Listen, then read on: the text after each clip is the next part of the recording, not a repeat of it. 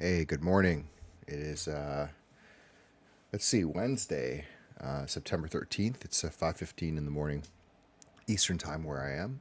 This is the morning stream, the AM stream for what is now, I think, we're getting close to probably I think this is the 8th day of this daily live streaming.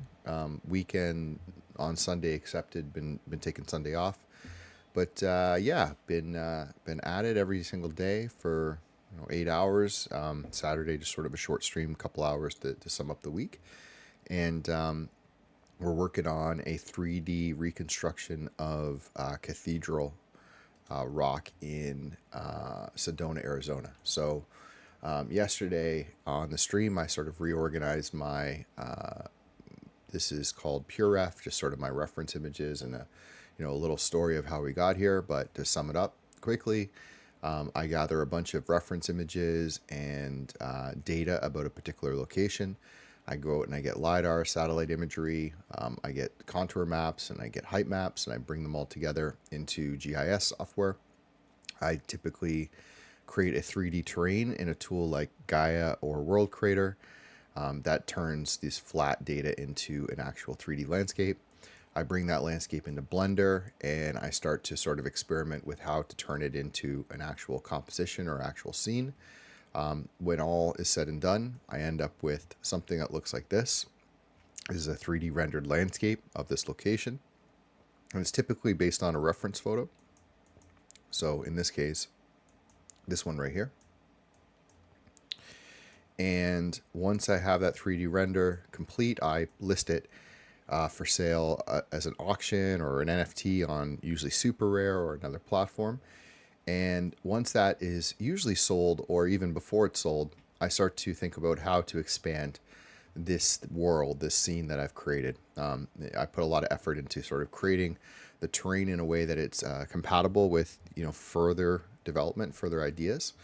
And one of those ways I do it is I work on something called a meme card, and just think of it as like something that sort of symbolizes a culture, something that's happening in my case in Web3 and in crypto and NFTs, and it's sort of a tribute to what's been happening in that particular world. So in this case, I've done one of these before.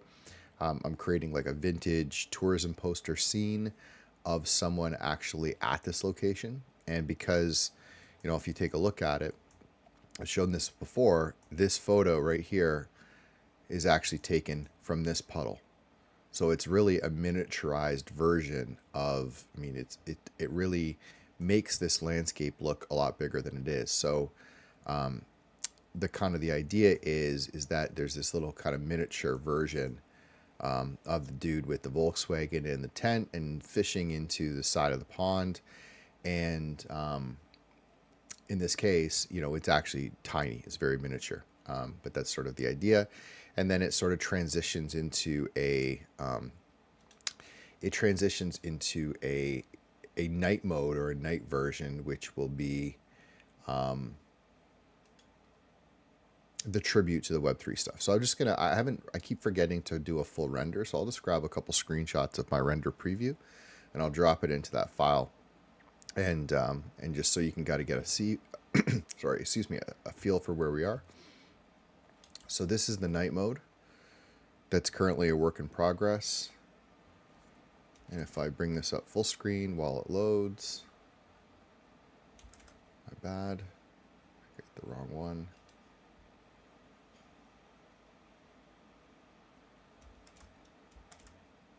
Now I've completely messed up. That's a great start. I'm closing this just because I don't know what I just did there, and I don't want to. It's too early in the morning for me to try to figure out what I just changed. So I think if I do this, we'll get it back. Yeah, so we'll render out, we'll just grab a couple render previews. We'll drop them into the scene, and then I'll go through my kind of to-do list for what I'm working on today on this stream. I typically go for about 4 hours on these streams. Most of it is just me working, and I kind of explain what I'm doing as I go. If anyone has questions about my process, about using 3D tools, real world data, you can hit me up in the chat. If you have questions that get into more like the interactive side of this, like, video games and, interactive scenes, I stream that usually in the afternoon, but I will answer questions and I'll tag it for something as a topic in the afternoon. So morning is like still usually static renders, usually focused on making art. And then in the afternoon, it's more of experimental, getting into some of the fun stuff around how to make these scenes come to life with interactive tools. So what we'll do is I'm going to hit a denoise on this at the end.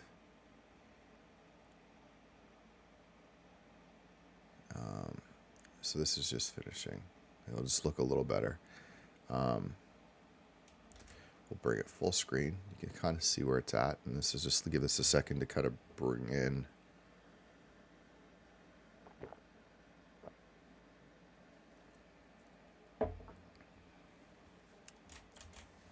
There we go.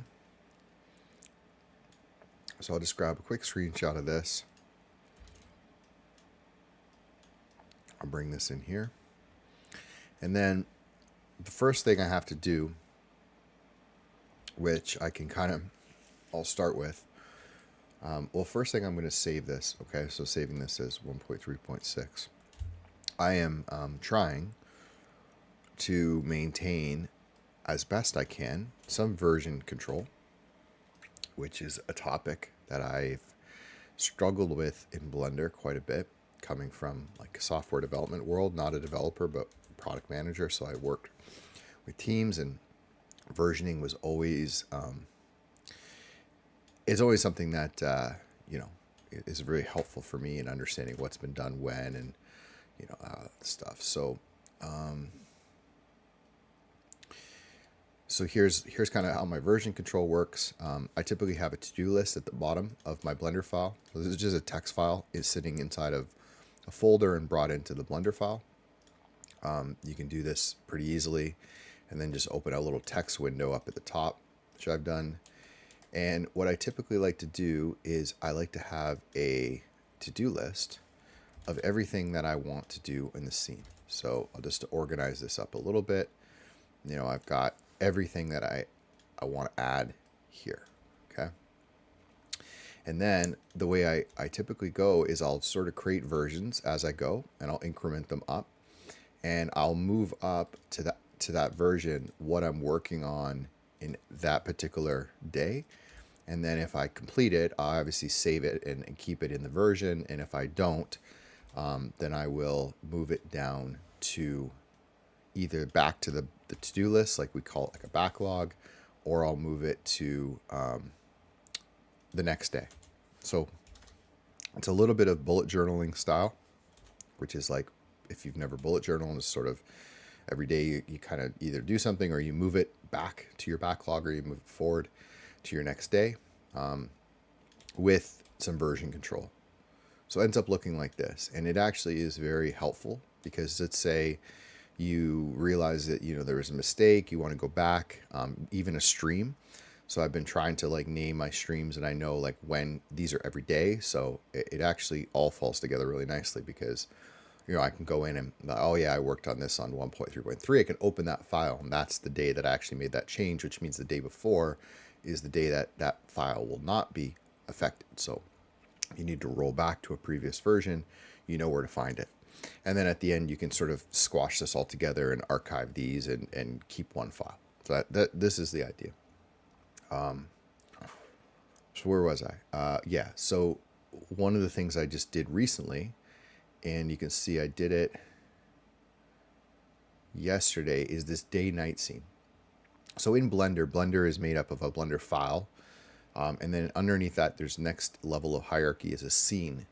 And what a scene is supposed to do is it lets you, essentially assign, like, anything you can put in Blender can go into a scene. So you can have multiple scenes in a Blender file. And I guess the reason why you could do that is if you want to, say, send somebody a scene, and that scene has multiple camera angles, multiple lighting, world lighting, multiple objects, and they're not related for the most part, you can send that to them all in one file. It kind of makes sense, especially if you're making like a short film. You'd probably have a Blender file with, 30 scenes in it that would make up your movie.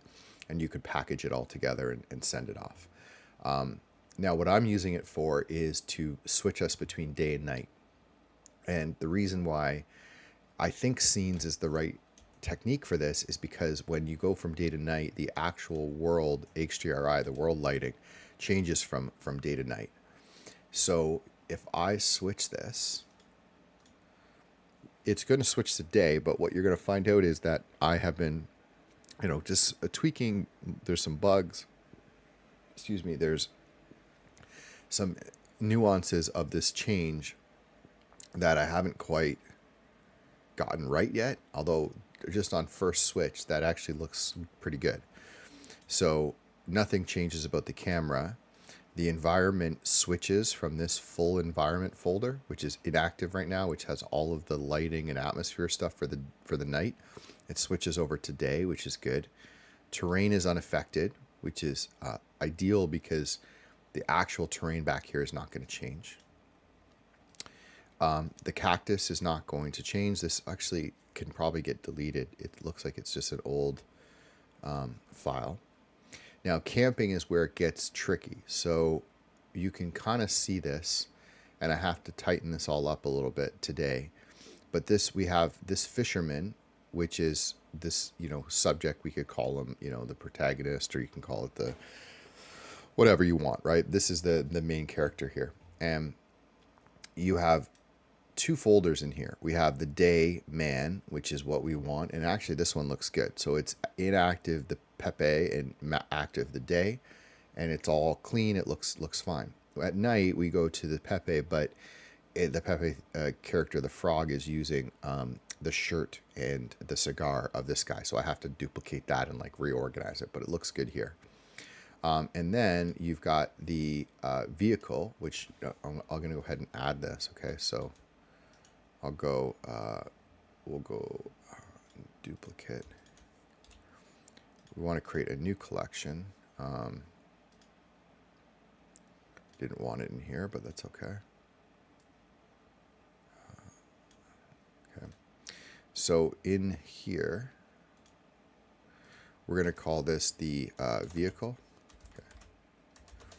Just to keep this nice and organized. And inside the vehicle, we have a Volkswagen bus and a meme bus.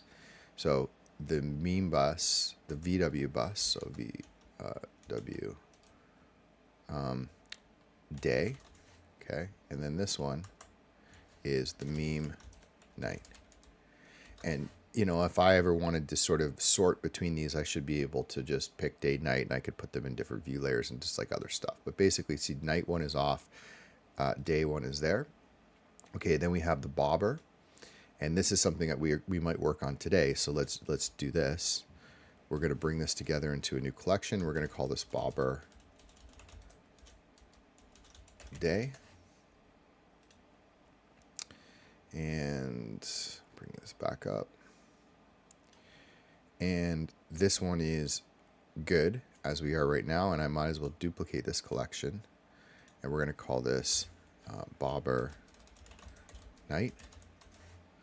And we're going to make it inactive. So we're going to change this bobber. Let me just, we'll get this render. Let's get this render actually first. So let's go a little bit of ADHD here, but let's let this load for a second.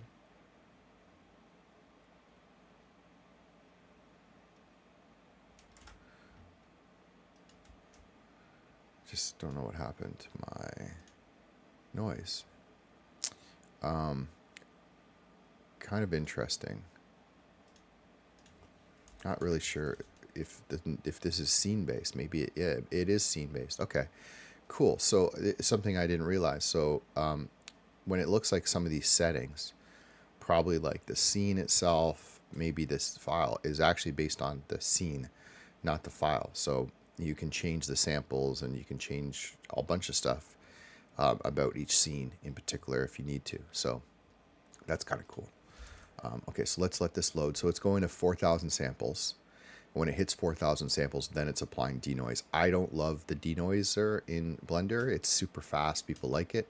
But for bigger scenes, I find it just sort of washes it out. It makes it a little bit difficult to see. And I don't know if it actually worked here yet.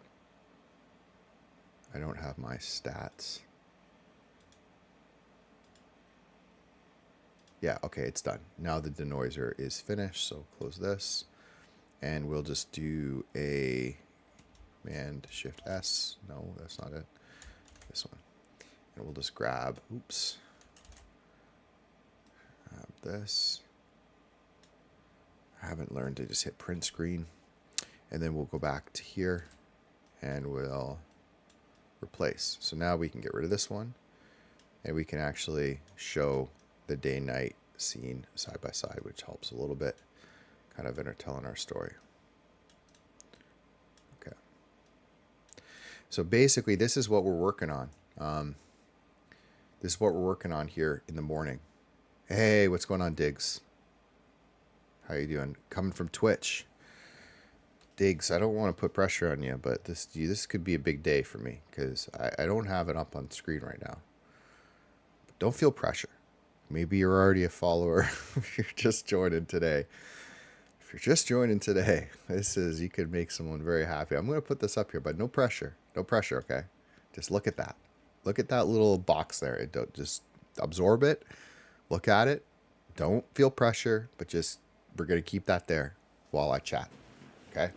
Just going to keep it there. Not going to comment it or not acknowledge it, but notice that little bar. What's going on, okay? If you have questions, Diggs, hit me up. You know, these are long streams. I'm working on 3D art. There's a lot of context. I'm happy to always go through things again, but appreciate you coming and hanging out. Okay, so this is the two sides of this thing. This is the day mode. This is the night mode.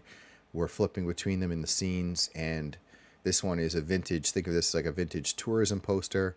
Think of this one as a, you know, kind of a degen Web3 tribute to the cultures of NFTs and art and a whole bunch of things that are going on in that world. And what I'm going to do right now is just to sort of show this. This is my entire process end to end. What I'll do is I'll save this, export this as a scene. I copy over my original, which is Cathedral reference. I probably want to get a little less aggressive with the settings. Can I just go down to like 10,000? Let's try that. It's going to take a second to export, and what I'll do is I'll bring this back into Blender. So pretty proud of this little hack. I mean, I'm sure other people have figured it out, but if you use PureRef, I love PureRef for organizing files and putting things together. I hate having it on screen because it's like it overtops, it blocks stuff. I have to learn new keyboard shortcuts. The way that you move it around the screen sucks, to be honest. Now I have it in here, so I can show you guys on the stream. If I just move myself over here for a second, you know, I can show you guys on the stream anything in this scene. I can leave a reference file here while I'm modeling, which is super cool. I can go full screen. So now if we want to kind of walk through some of this stuff together, you get this right in Blender. If I was only sharing Blender as my screen, it makes life a lot easier here. I can show you this full screen, I can show you anything else. And then, yeah, it really does help. It's a cool hack if you're using PureRef. So whatever I'm working on, I can keep that. And right now I'll show you what I think we're going to work on today. And let me just make sure. Let's put this back. Well, actually, I'll show you what we're doing first, and then I'll bring that back. Okay. So, well, okay, we're going to organize this file. Sorry, I was got distracted with what I was doing. So I was saying before, we're just sort of getting the day-night scene organized a bit here. So that we can quickly switch between them. So I have a bobber during the day. I have a future bobber for the night, which is going to be this sort of something like this. It's just, we're going to have to model this. So there's the bobber for the night. We'll just disable it during the day scene. Okay, there's the vehicle with the day version active and the night version not. This is the point light, so this is the tent. And, you know, we could probably just do the same thing because maybe we want different lighting during the day and the night. So the easiest way to do this is, let's see, I want to keep this inside of this folder. I just don't know why. So this is tent. And of course, it doesn't work. So we'll go back to camping, and then we can do, let's change this to tent day, and we'll go tent lighting day. And now bring these two guys into their own folder, tent day. Of course, Blender doesn't like to keep things where they were, so we put this up here, and then we duplicate the collection, and we call this tent night, and we change this to tent night, and we change this to tent lighting night. Okay, so idea here being that now we can turn off the night version of the tent, and when we flip back to the night mode, we can have these reverse. So we're going to quickly flip to the night one. Okay, so same theme. Just going through here. The balloons. Okay, so this is the balloons in the background. We have two versions we're going to do again, so let's just do the same process. Let's call these balloons day. Okay, and there we go, balloons. Oh, okay, so here's a fun Blender thing. So each balloon has basket and wire, and they are parented, so you have to make sure that they're all together in the same folder. Just a weird Blender quirk. It doesn't seem to move those when you do it. We can duplicate this one,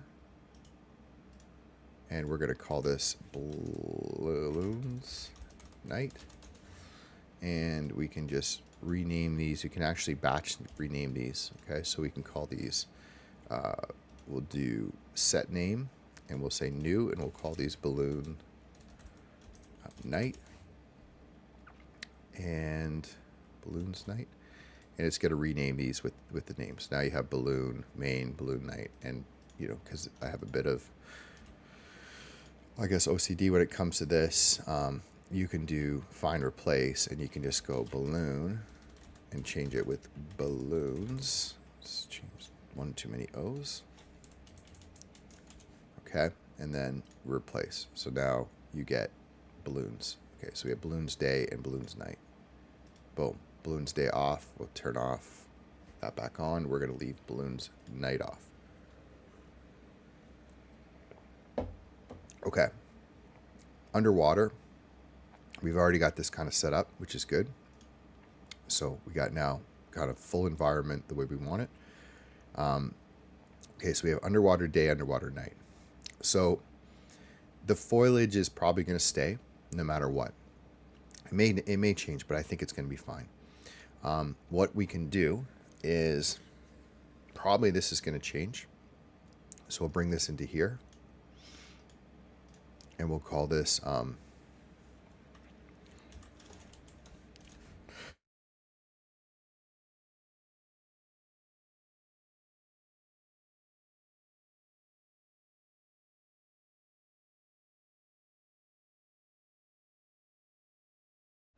okay, hopefully I'm muted. Getting better with the mute button for that. We're calling this underwater volume day. Okay. And I think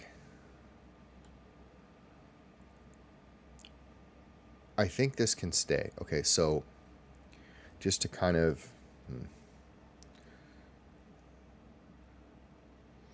okay, just to highlight this, is we have the fish, we have the light that's shining underwater, we have a volume under here which is creating kind of like a haziness, and then at night we're going to have the light, we're going to have another volume. So we can duplicate this one, okay, and we can bring it down here, and we can call this underwater volume night.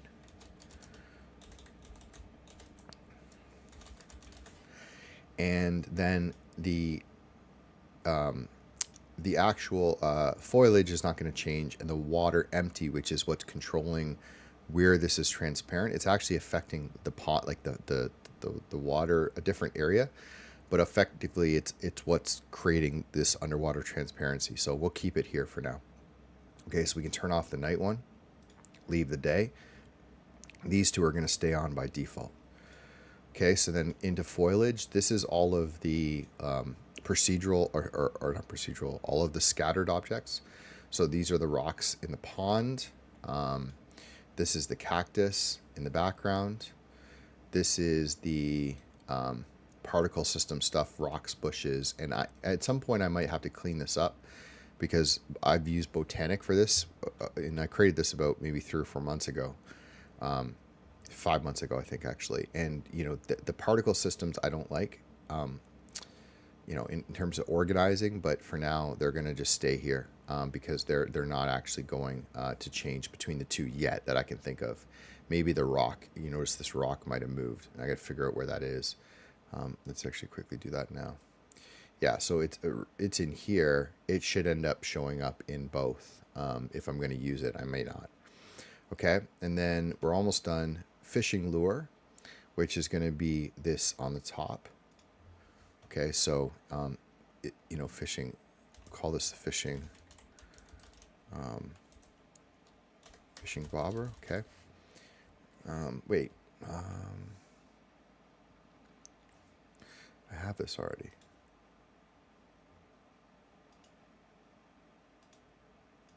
Yeah, what is this then? Okay, so this is the bobber here. What is this? Is this a duplicate? It is. Okay. So I think I can safely get rid of this one and get rid of this because this should be bobber main day, and the bobber hook will probably be the same, but actually that's not true. It won't. So this is day. Okay, and then bobber night will end up being a totally different model, but for now we'll keep it in here. We're going to delete it. Okay.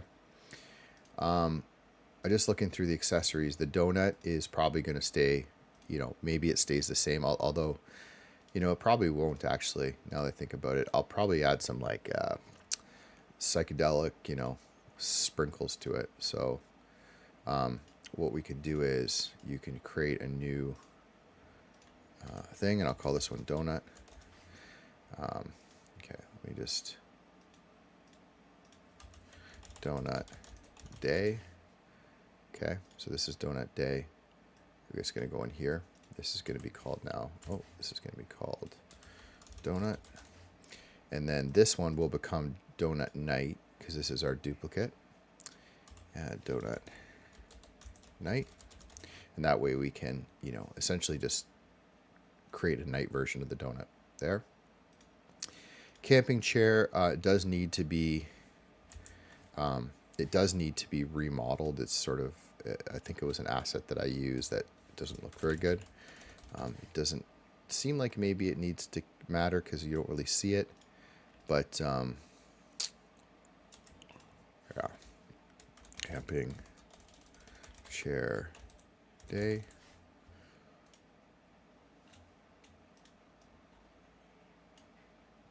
Right, I think you get the idea.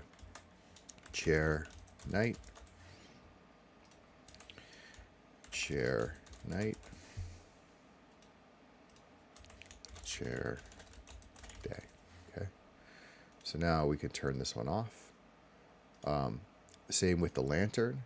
You can see, actually, here's a good example, right? So the lantern, I turned up the brightness during the night, and you can kind of see it here, but during the day it kind of looks wrong.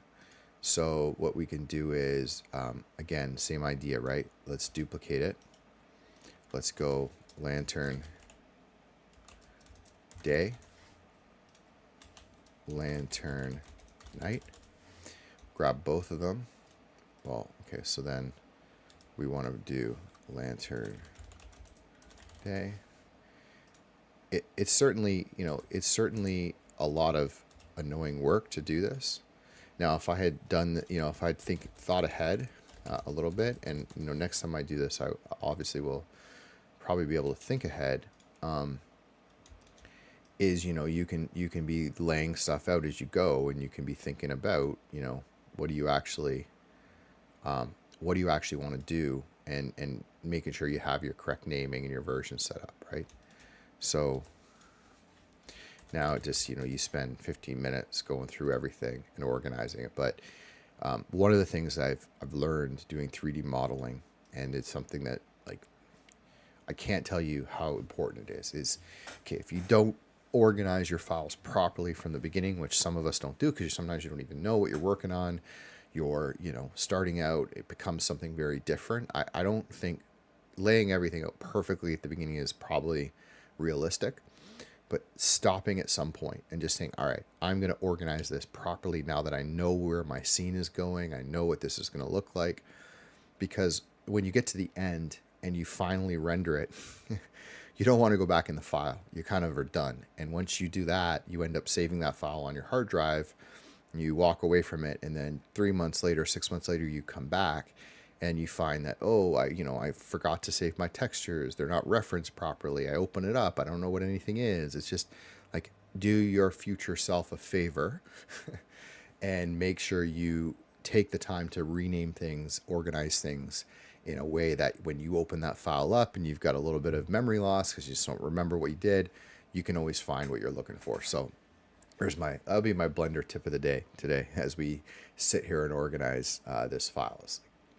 Take the time to get this thing the way you want it for the future, for your future self. Okay. Lantern. So what I'm doing right now is I'm just separating the day and the night version. So we have two of these in here, right? So we have, you open up Lantern, you see night, you see day. You can bring in the light for, we'll say this one is the night because we already know it's set up the way we want it, right? And then what we want to do is duplicate that one, bring it down to our day scene. Okay, so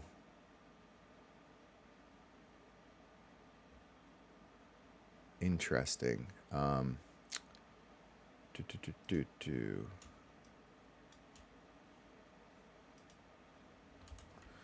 You just have to be careful because there's some parenting going on, and it was keeping the parenting for the previous. Yeah, so I hopefully didn't mess that up. Sorry, Lantern day, light, Lantern day. Okay, so the way this works is that you have the night and the day, and they both have lighting. So the lighting is parented inside of the lantern. So if you move the lantern, it moves with it. And they all should be named properly. And now we first of all can turn off the night one. Okay, so now we're just working with the day. And now because the day doesn't need to be as strong, we can just bring it down. And, we could even just say, bring it off. Maybe we don't even want it on at all. Up to us, right? We can just have a little bit of lighting coming through, something like that. Okay. And then at night when, we actually turn this one off, turn this one on. Okay. Little lesson. So this light that I just changed is actually using this. So you have in Blender collections, these boxes here, and then you have objects, which is these guys here. Inside of objects, there's typically either a mesh or a curve or a light or some object kind of inside of that. It's weird. It's like, what is the object? And the object can be a curve, it can be a light, it can be a mesh. And it's usually embedded underneath. And then also embedded is like any modifiers that you have for the file, as well as any of the materials. So it takes a while to get used to that. But one of the problems is when you duplicate things like I just did, what you get is this. So just watch how this looks. Okay. Actually, I might have to take this back. Maybe I just missed something.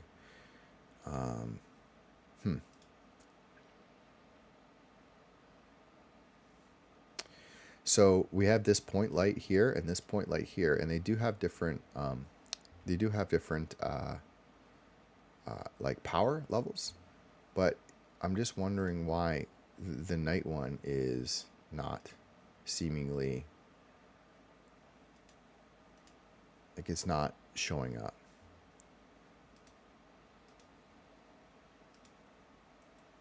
Because it's out in the middle of the lake. Okay, so I may end up running into these issues like this with parenting and just sort of moving things around. It's annoying, but when I moved the object between, like I moved it between the lanterns, I basically broke the location. So the way that I can fix this is I can go in and I can set my 3D cursor to the daylight, turn this one off, go to the night light, and I can move the selection to the cursor. So now we have the daylight, and back to my previous check, they're using different light objects, which is perfect, right? So you could even, if you really want, you can say point, day, but that's actually a bad idea what I just did, because it's sort of naming the lights in order you create them. And like, I think I wouldn't go into this level of renaming. You could, but especially like say you had to have like simulate real lights. You might have in a scene, 25, 50 watt light bulbs. So you could create this called 50 watt. You would change them all at once, and then you would have them assigned to all these lights so that you can essentially adjust once, it changes everywhere. So there's just some logic to kind of doing these things that the more you plan ahead, you can get right. But what I want to do is I just test. This is the night mode. Now it's off. We bring on the day mode, and now we should get the little bulb. Okay, cool. So that's done. We've got 2 more to do. So let's go in here, and we'll just create 2 more. We'll do these kind of at the same time. So we're going to call these cooler, and we're going to call this tent. Okay. And let's see what's going on here.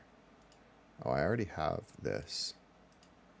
Okay, this is a, I'm going to do a little test here. This is something that I've been struggling with 3D files. Okay, so I'm just going to clear parent keeps transform. I'm going to turn this one on. Just bear with me here as I do this. Tent night. Clear parent keep transform. I'm going to see if I can delete this. Can. And now our tent is actually set up properly, so we don't need to change that. We've got tent lighting day, tent lighting night. I think it should be fine. There's our tent lighting day. There's our tent lighting night. Okay, so tent is good. We can close this. What else did we have? This can no longer needs to be here. Yeah, we can put. I've got accessories is kind of the stuff around here, so that's fine. The military cooler is just needs to go. Okay, so we'll say this cooler day. Okay, and then again duplicate it. Okay, so call this cooler night. And what we want to do is inside of here, we want to create 2 folders. Call this cooler day. And we'll call this cooler night. And then we just drop these guys in. So now they have it duplicated. We turn off the night one, and then when we come back to the day for the night, we can adjust the night one and not affect the day one. Okay, so we got the bobber is good. We're going to turn on the day one. Okay, so we've got bobber day and bobber night is off. Vehicle day is on. Tent day is on. We've got the cooler. We've got the lantern. I don't know why the order of those changed. We've got the chair. We've got the donut. There we go. well, we want the cooler day up. Yeah, I guess I thought it was alphabetical, but okay, cool. So I feel pretty confident here on this side. Close this all out. You've got all the camping stuff. Now the balloons are day night. We're good. Underwater day, underwater night with the 2 extra ones that are on both. Foliage is fine. Water pond day. Now, let me see with this one what I did. So this has, we're looking for some emission. Water. Let me just see where that went. I don't see it.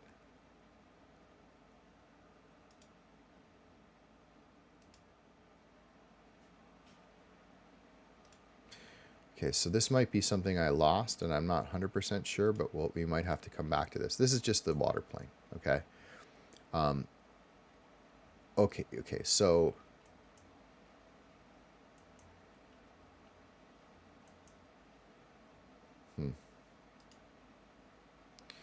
I may just have done the material, but I can fix this pretty quick. So what we're going to do is we're going to just add 2 folders. We're going to call this the water. We're going to call this water pond day. We're going to call this water pond. No, we call this water pond night. Okay. And we're going to bring water pond day in. We're going to duplicate this. This is a heavy file. I need to clean this one up. That was like on my list at some point to do. But if I change this to water pond night, and then we'll just get rid of this for now. The water pond day is, I think, correct. It's using the correct material. It all looks good. I don't see any issues. If you notice now that the water pond night, it's using the same material, and that's why it has a 2. So we're going to change this one to water pond night, which is the same material, but with this current like bioluminescence that is not finished, but is kind of a work in progress. Okay. So we can now close that one, bring back the day. Okay. And bring this on top. And there it is. Now I think we have what I would call a fully organized day-night scene collection that should automatically switch between. The day-night's good. The night mode we're going to lock in. So what I'll do is I'll add a new task, reorganize day-night scene. Okay. And I'm going to save this now. You know, if you're doing major things, I can also save like, 1.3.6 B, A, B, C, D. So I've done it before if I'm really worried about something. But for the most part, 1 file per day kind of works for me. Okay, so now we're going to switch over to the night scene. And everything is going to change. So it's going to take some time. It's going to flip the world to the night mode.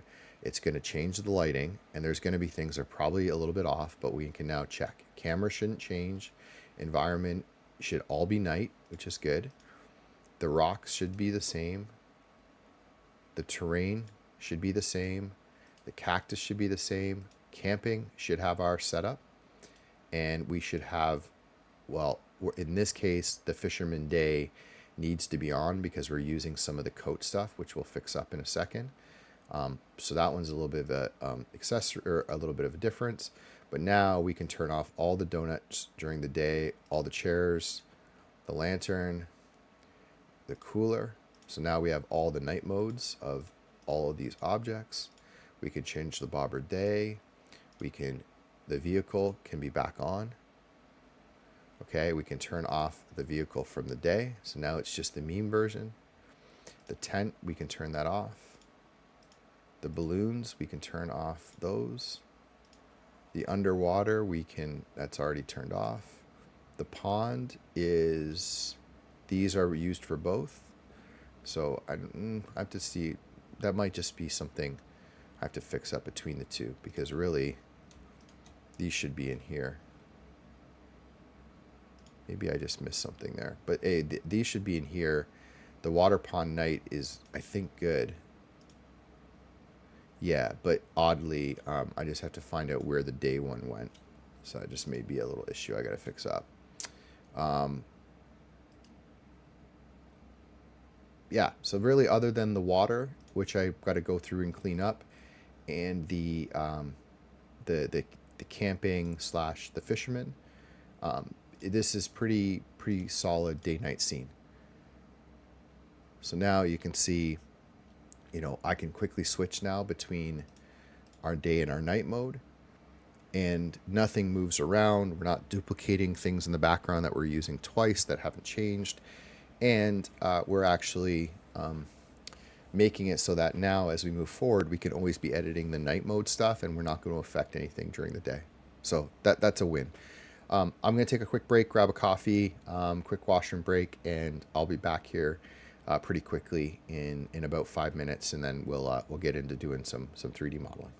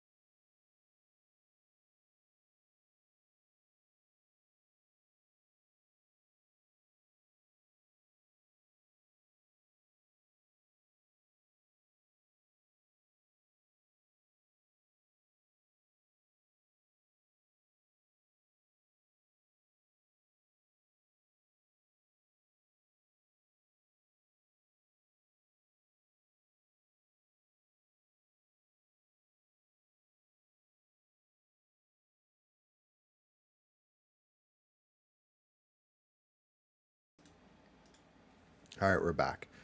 A little late. Sorry, I was a bit ambitious.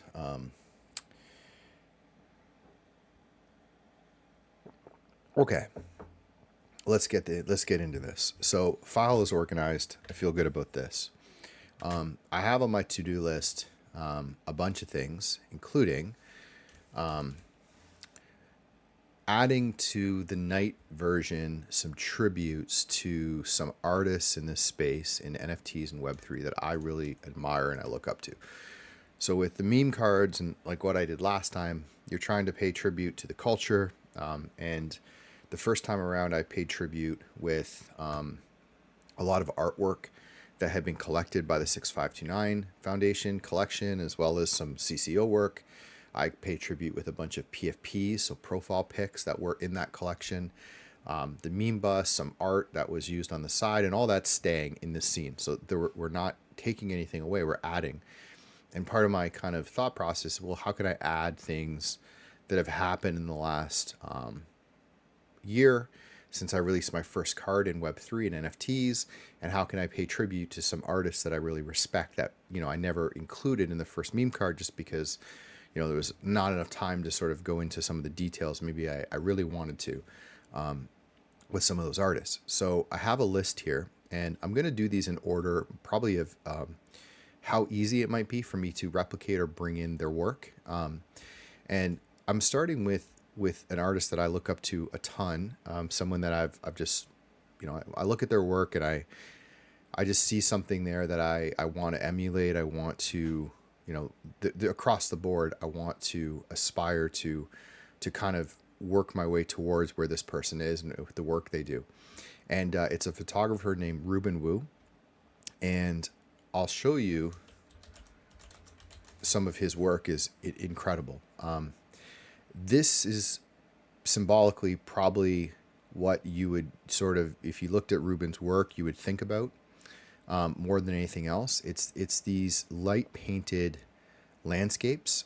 He's a photographer by trade, and from my understanding, although I'm sure he's experimenting and done other things, generally speaking, what his work is light painting with drones. So when you see these things, a lot of cases, most cases, I believe, you end up with, drones that are doing loops with long exposure mixed into the landscape.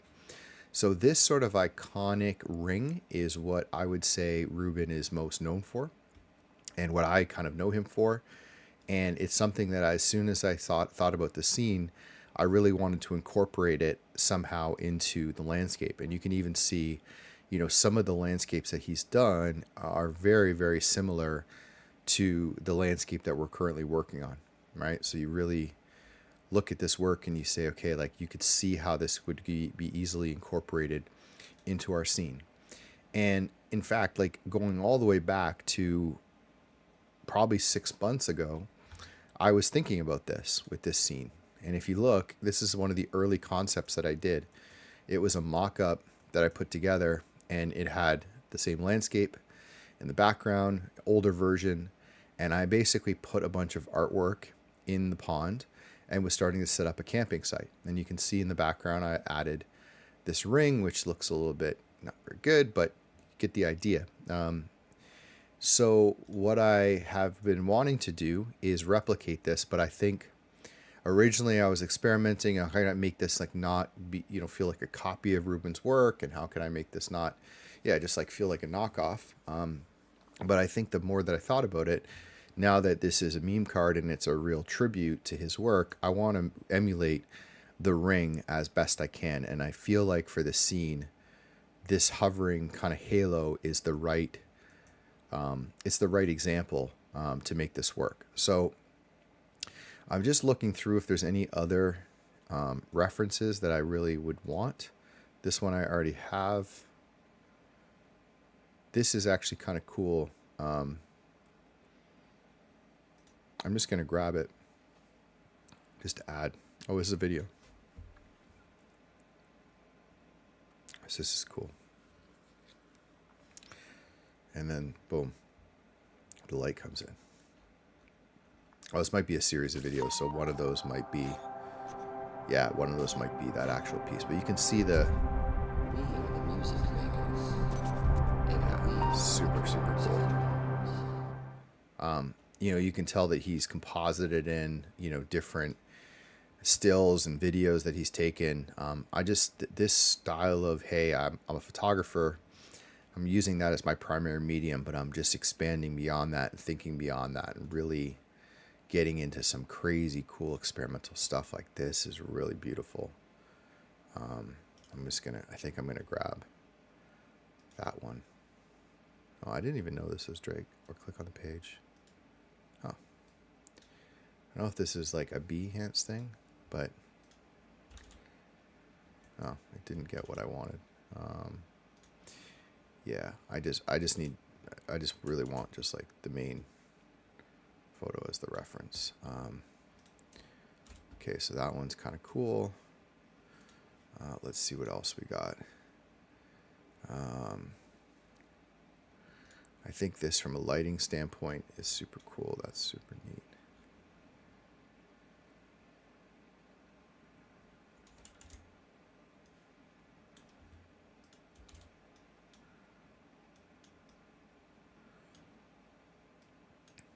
Yeah.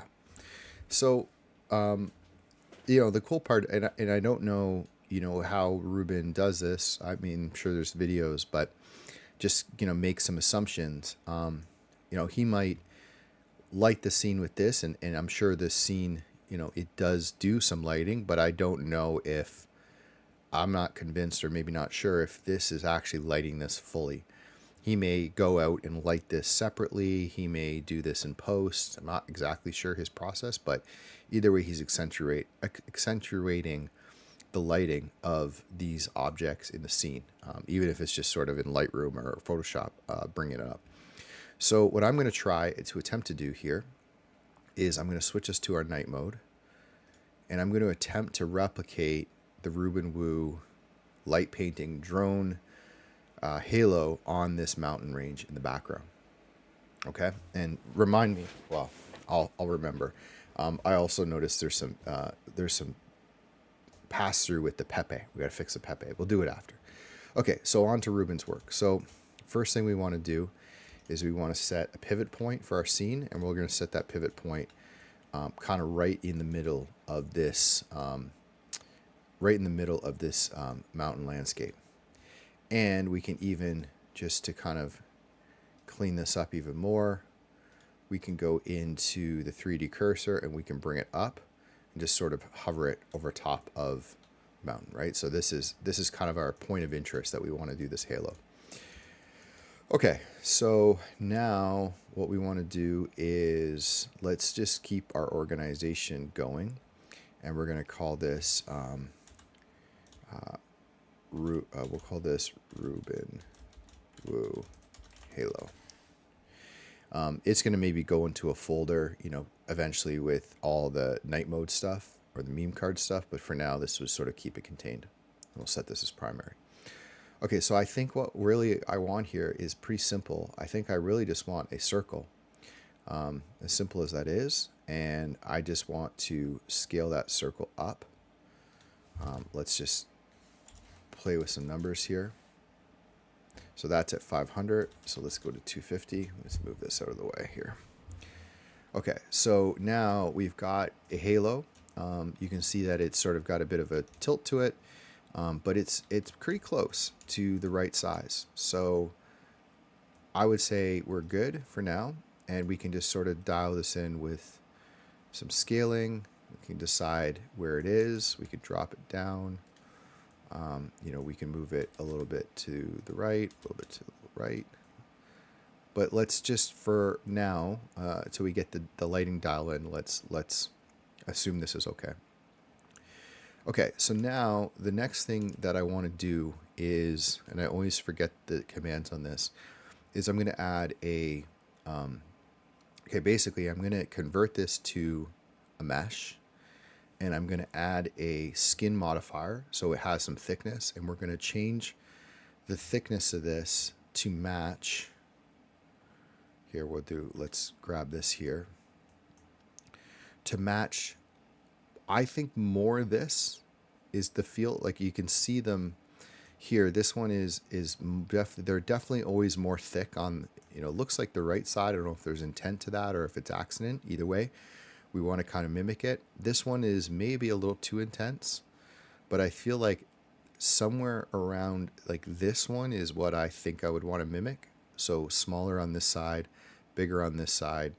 This one is pretty close. I do like maybe a bit more exaggerated, but this one just seems a little too much in terms of that ring. It gets to the point where you don't see the glow coming off of it, which is this one. You can see the pixels and the glow. So this is sort of our reference, right, that we're going to probably use, and then we're going to tweak it. Okay, so if I remember this right, I'm going to just sort of go in order. I'm going to duplicate the circle in case I mess it up, which I probably will. And we'll close this one. And I believe you can't add the skin modifier to the actual curve. So we go into object, we convert this to a mesh, and now we have an actual mesh here. We're going to add the skin modifier. Okay, and now you can see we have some thickness to our actual, and you can actually start to see it come through. And now really all we want to do is take a peek at this first. So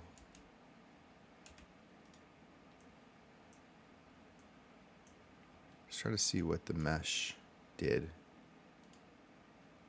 If we need to have more subdivisions, which could be something that we need to go back and do. But let's just test it to see. So we're in edit mode.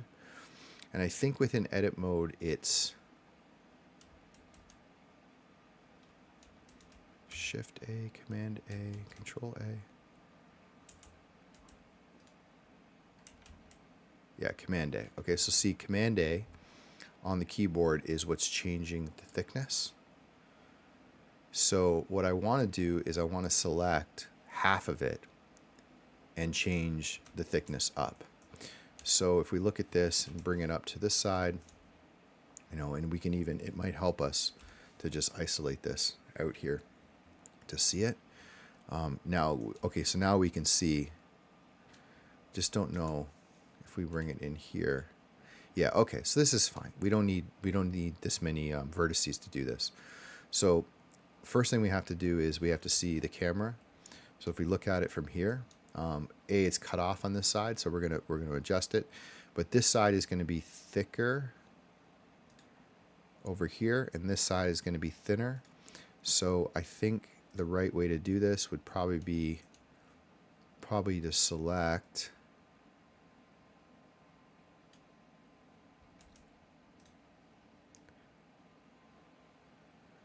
something like that. Okay, and then bring it back. Nope, I didn't do that right at all. Okay, so this is the, we'll do it from this angle. This is probably what we want, is something like this.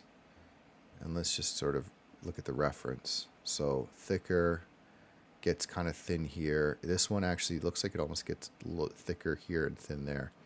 But we can go, this is why I like to have, so let's do this so that I'm not flipping back and forth.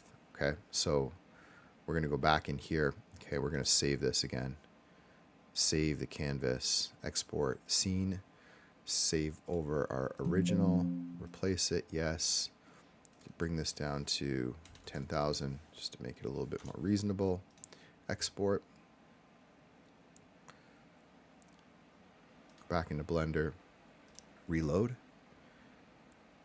And now I'll bring up this one. It's lower quality, but yeah, at least we have it in here. And now I can kind of get a feel for probably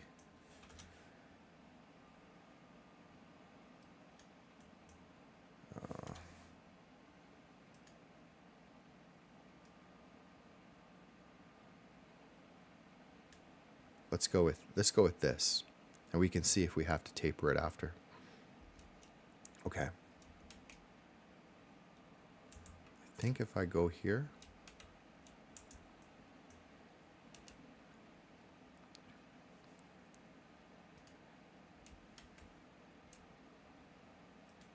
Just bear with me a second.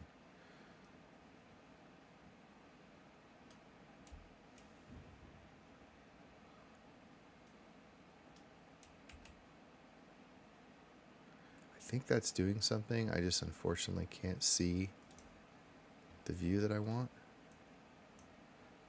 So it is doing it. And I'm sure there's probably, let me just see it. Is there a way to, there's not. So there's not a way to, I was hoping there might be a way to, what am I trying to say? I was hoping there's a way to taper it. So like I use a vertex group, but at least you can see it. It's sort of going thicker to thinner here. And let's just try this, and then we can come back and duplicate this as needed. So I think what we want, and I'm going to experiment with some things because I want this. It's going to not look perfect in here, although there is some atmosphere, so it might be okay. But let's just go back, take a peek at it. So now we've got what you can kind of see has some thickness on one side, and it gets thinner on the other. So we'll have to tweak this to get it right. But I also don't know if I want this cut off. So the other thing that we might want to do is we might want to kind of bring it in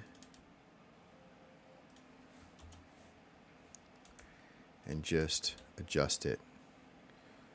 You know, do we want it to be covering, you know, this part of the mountain? I don't think so. I think the halo, if you look at all his work, it's never covering the front. The back, though, is hidden in most of these.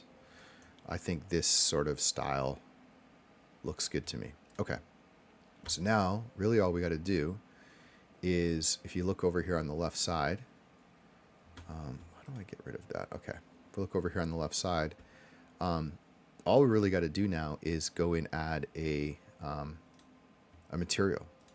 So we're going to go in to material here, and this is going to be, we'll try a very simple version first, and then we'll adjust it as we need. But the simple version of this is we just want emission, and we just want to take probably the bluish part of this. So if you kind of look here, you want probably somewhere in that range, maybe a little bit lighter. Let's go like that. And, you know, you can just start to fire it up. So what you're getting is 15. You're getting the emission, but now that I'm thinking a little bit about this,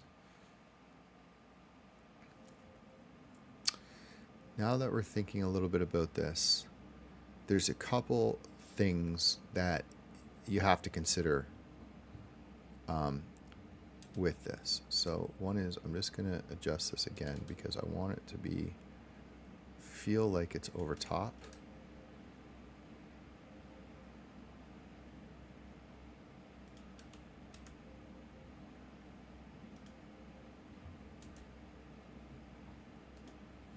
Okay. So there's two options I'm thinking about. And so remember, I think I mentioned this, that in previous streams, but I'll explain it again. So Cycles engine, which is what I'm using, doesn't simulate what we call bloom. And bloom is, you can kind of see it here, that in this scene, you can kind of see that the lights of the bus are kind of like filling up the scene. You know, you kind of get that when you look at a light, especially in the fog. It never looks, you know, like a single point. It looks like it's kind of faded out. And you can tell the difference because look at this, you know, this Reuben Wu ring looks like just a completely static line. It doesn't look like this at all.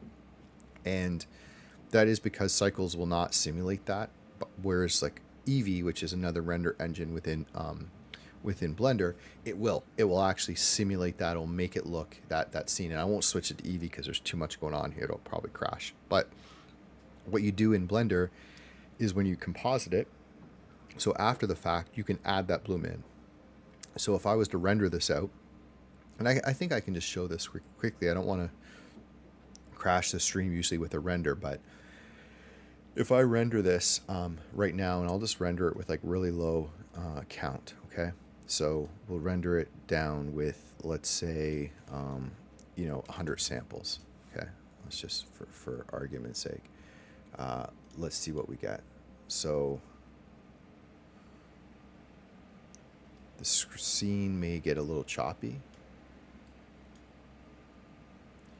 but let's see what we get. So it's going to go through, and Blender's just calculating everything now, and it's starting.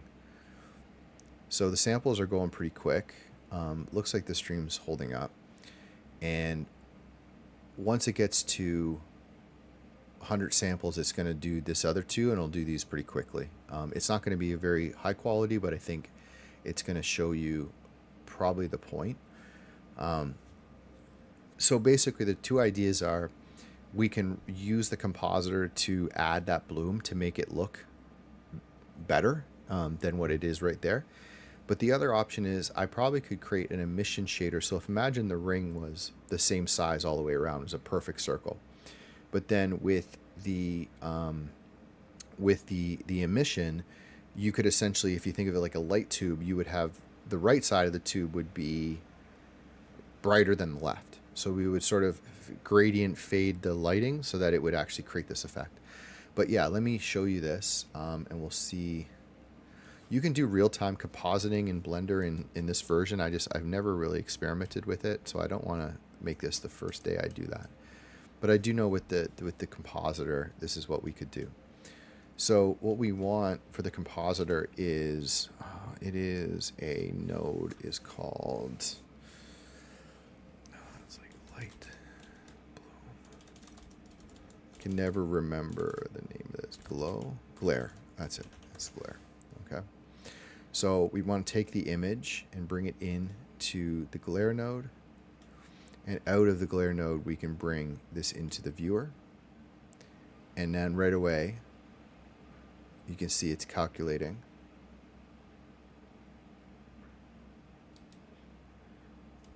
Glare on this image. Now, it looks like to me, on one, it looks, okay, a couple things. It's currently on streaks, so we want to change this to fog glow. So now you can start to see that there is some brightness going on here, but this line is really thick. It's too thick. You can see the difference if we just go from here to here. See what happens to the lights of the bus, and the lights here, and the lights here. So now we can kind of just play around with this and see, but I can tell that there's not enough brightness on this side for this to actually, this is a new Blender thing that you can move this around without holding Alt. Okay, that's cool. Or maybe I just set the location for when you do like light shafts and stuff. All right. So now you can change the size. So this is the highest. So this is sort of the amount that's going on. If you go down to 1, you're going to get a lot less. So if you usually want to go up all the way. The threshold is at what point does Blender see this as a bright light. So if you change this threshold like to 0.01, it's going to light up everything. See, the whole scene now lights up because anything that's a little bit bright, the scene basically turns into glow. And now as you kind of dial that down, you get less and less, and you can decide, okay, if you put the threshold up to, say, 2, only the most bright part of the scene is going to get the glow. In this case, it may be almost nothing. And if you put it up to like 10, it's going to definitely be nothing. So now if it's 10 and you switch these, nothing changes, right? But if you change it down to, say, 1 again, and you switch these, now you get the glow. So that's how you add bloom in Blender, and I think we'll definitely add this. There's no doubt when we render, we want to have this glow, but what we have is a hard line. I think we have too much thickness over here, too thin over here. This is not coming together, and we also don't have that kind of blue gradient. So we're gonna fix all that. But just to show you, and also, by the way, side note, I got to remember to fix this. This is actually the fishing line. It just got messed up between the day and the night version, so it needs to go in here and here, and it's going to have a similar thing. So there's going to be a glow coming from this guy into the bobber as well as this. But this gives you kind of an idea of how this works. You can also do the mix, so it's overlaying the bloom, and if you bring this to higher, it's basically adding more bloom and darkening the background, so it's mixing less of the background in, and that can sometimes really, in my mind, it really helps. Like you can just see, you can really dial in how much you want the lights to kind of pop through. So that's at full. This is just the bloom. So this is only what's happening, what's being affected in the scene. And you can see it's picked up a few of these lights, and then back, if I go to my threshold thing, I bring this back to 1, it's going to eliminate some of these. See, sort of slowly eliminates, and it still picks up these lights. So this is a cool way to do it. And then we bring it back to, I remember the number, I think it's 0. Yeah, so there you see it right there. -1 is the original. This is actually a better way to test this. Okay, so that's the original image. 0 is exact. So this is what we actually kind of want. And then this is just the bloom. There we go. And, you know, what's really cool about Blender is we could create a bunch of individual outputs here. So we could just output this mask into Photoshop, and we could then layer this in, you know, in Photoshop and composite it, and we could adjust the brightnesses and change colors. And I mean, we can do anything with Blender. So this is definitely cool to have, and you know, it'd be really easy to export this map and then use it to kind of dial in these settings after. I like to get it as close as I can in Blender, and then, you know, final tweaks I might do in Photoshop. Okay. Let us fix this. Okay, so we have a couple options. One is we can just adjust the size. I mean, let's just do some of these and see what we get. So again, if we zoom in here,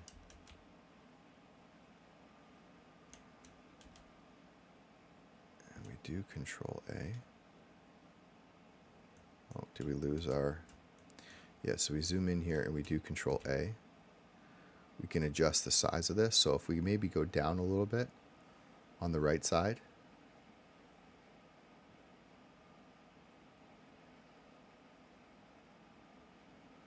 so it's not as, it's a little bit more subtle between these two. And, you know, we could also, if we wanted, you know, let's just save this. Okay, so I'm going to put a vertex group. We're going to call this brightest. And then, you know, if we wanted to go in between, I think this is select. Oh, I forgot to do it. So let's assign this. And then we really want this one and this one. Maybe this one and this one. And we want to add these and call these ones brighter. And we want to assign that. And then we really want to go, well, let's just select that again. Deselect, select. Okay, so here and on. So this side, we want this to be darkest. Something like this. Just for, if this is the technique we use, we can sort of taper this down. So now watch, if we deselect this and select our brighter, we can now go into Control A and see how we can kind of taper this down. We can bring this kind of halfway between the other two. It doesn't need to be super smooth, but you get the idea. Okay, so now what we could do with this is we could also experiment with the emission, right? So we could bring this up even higher to 25. Although I don't like, you know, even here, I don't like, if I go to darkest, can I even make these smaller?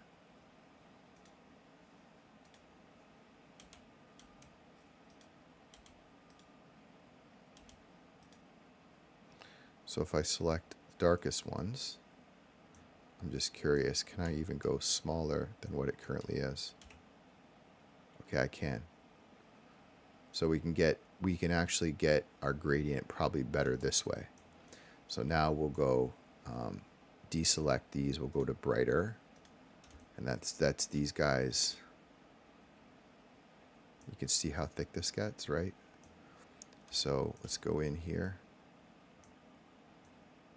It's hard to see this, but let's bring this down, sort of the middle gradient. And then let's go to the brightest, hit select, and let's bring this guy way down. So it's a bit more of a subtle change. We're going to see how this is going to look when we do it. We might even go further than this. In terms of emission, I'll probably want to go even more to the blue, because I think when we actually adjust the brightness here, we may see something kind of different. So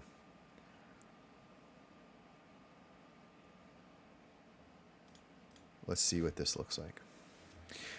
I really should figure out the real-time compositing, because that's really all I need. I just want to see how the bloom works. Maybe after this I'll do it, because otherwise we got to sit here and watch this render together. So let's just quickly Blender real-time compositor. I don't want to do cause too many issues. Let's just grab the docs. Cool.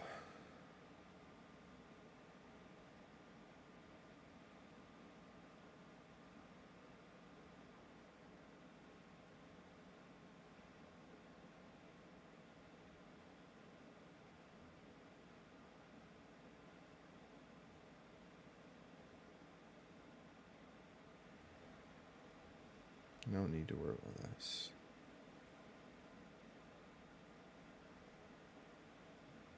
Maybe this is more complicated than I thought.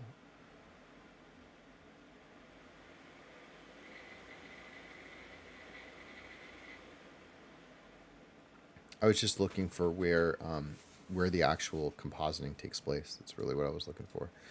I assumed it was not going to be that complicated to do. Let me just see. Is there, yeah, the compositor. Okay, well we can look at this after and see if there's a way to do it. But here again, to give you some ideas, we're just sort of testing this and seeing. We're now, interestingly, not actually getting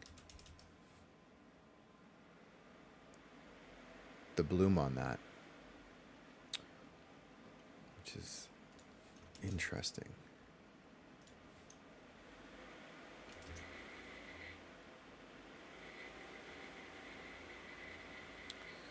So could be a couple reasons for this. It's either that there's just not enough size to the actual ring, or it's because I brought it to blue. There's just not enough brightness, because we definitely don't want this side of the scene to be lighting up.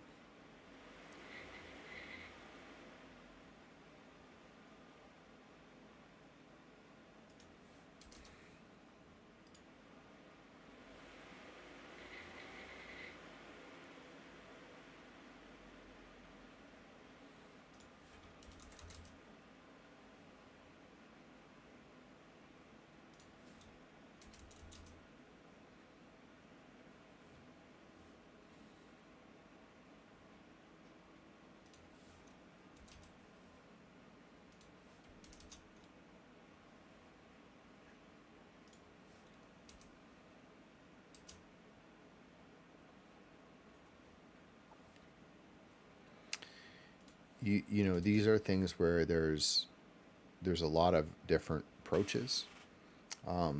Just thinking out loud, I can again play with the compositor and the volume. I could add basically a principled volume around this with some fog, and then fade it out so that you get like the actual bloom would be simulated without using the compositor. That's another option. Again, it can be just sort of where we're actually deciding on in terms of the color.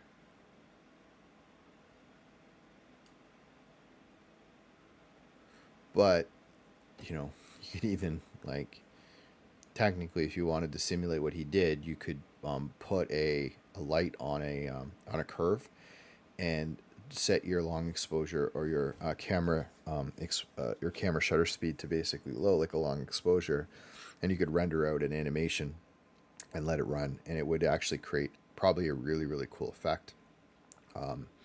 Be fun experiment to do, but then, you know, you simply have to render like 300 frames, which is going to take a long time.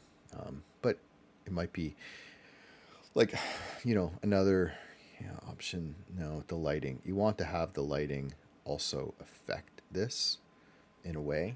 So I think I might just not go too crazy with this and then kind of wait until I actually get to the end, in terms of compositing, to really make this sort of come together in a way that looks right. Because otherwise, I'm just going to be tweaking this and tweaking this, and I may not actually get to a place where I feel good about it, until I get all the lighting dialed in. But I think that the other thing I'm going to do is I'm also going to kind of look at some lighting on the scene.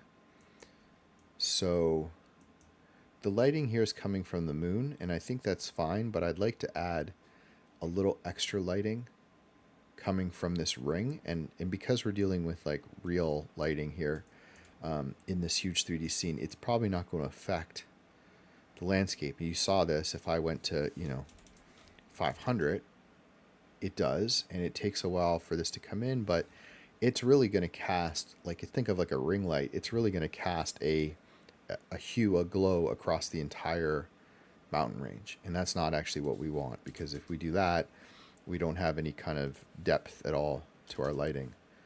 So I'm going to bring it down like this for now, and I'm just going to experiment with a little bit of additional lighting in the scene and see what we can do. So just to show an example, I'm going to bring this down here, and I'm going to add a light, and I'm going to add we'll add an area light. And if you look down here at this, let's bring the scale up to match kind of the landscape. If we bring this like this is basically a giant light in the background that's being shining at this part here. So we want to change the color. Well, we would kind of want to match the color of this one, and we want to look at the lighting, and just to kind of bring it up, let's see. It'd be interesting. I don't know what our actual lighting would have to be for this to affect the scene. It might have to be a lot. Yeah. That's 5 megawatts. So at 3 megawatts, you get this. At 1 megawatt, let's see. You get that. What is a megawatt? 1. A megawatt is a million. 1, 2, 3. That's 100,000. That's a million. Okay, so 500,000. 50,000 or 500. That's 50,000. So 500,000. We get this. At 200,000. We get this. And it's just interesting to see what this does. Again, the lighting amount and color comes into play. So the more we go into the blue, the darker the light's going to get. And if we go back up to like 500,000 again, we get this. But this effect is really not good because it's just sort of flat lighting in the scene. If anything, I would want to like almost, let me see, I'd almost want to hide some lighting. Rotate. I'd almost want to kind of hide some lighting in behind here and see how it actually shines.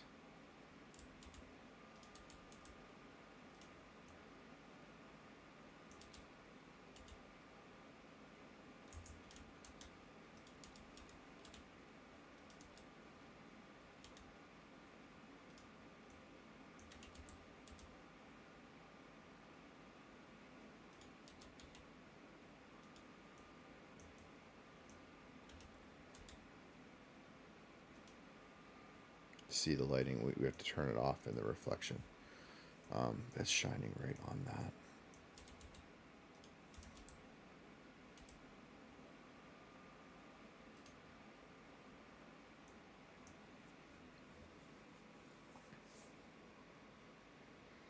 It's a little better. It's obviously because it's a big scene. It's still denoising. You're not seeing a lot of detail here, but when I render this out, you would see it, and it's sort of just casting a bit of an extra light, kind of down this corridor and into this area here. So at some point, I could just sort of take my time and actually apply some of this. I like how we could get kind of some accent lighting on these edges. That's another thing we could do.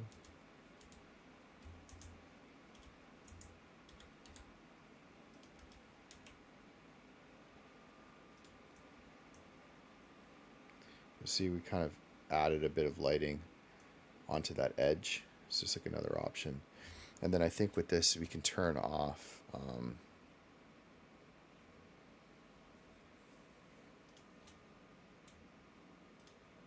glossy.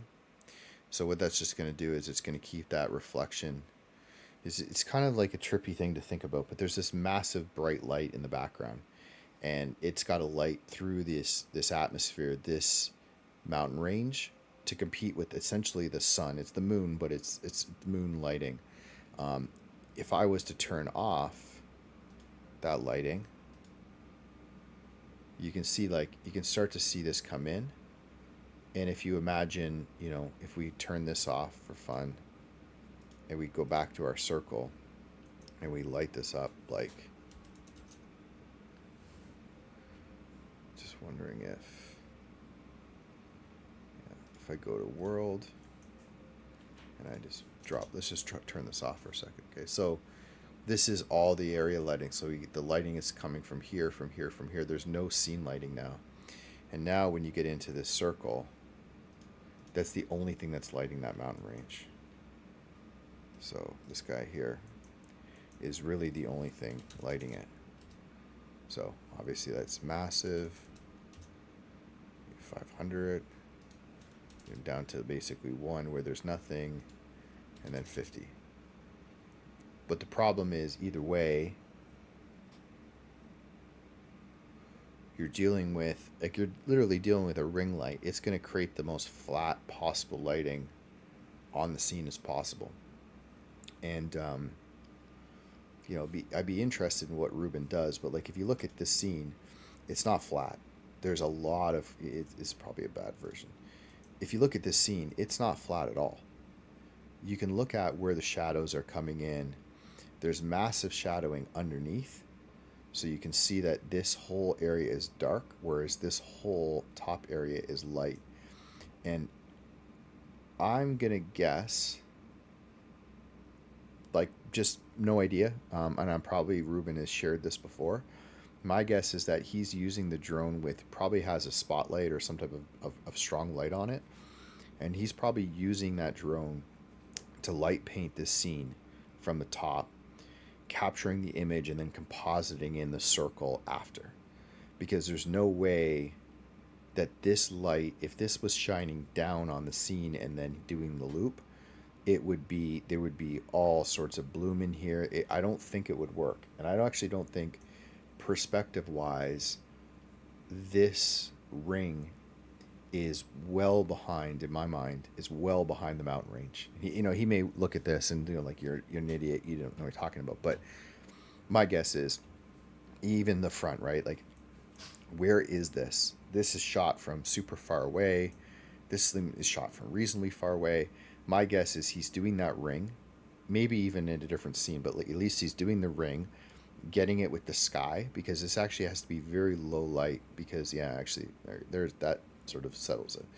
So he's got to do a long exposure either of the stars and then composite this in, or he's got to do a super super low light, like minimal light, long exposure, so the stars are not overpowered by this light. Then he's separately going to the scene with his drone with lighting probably on the bottom. So he's probably got a couple, lights shining down, and he's running the drone all across the scene. So he's doing, probably, a crisscross or some type of pattern, and then he's lighting that scene, and then he's compositing the top and the bottom image together into what we see.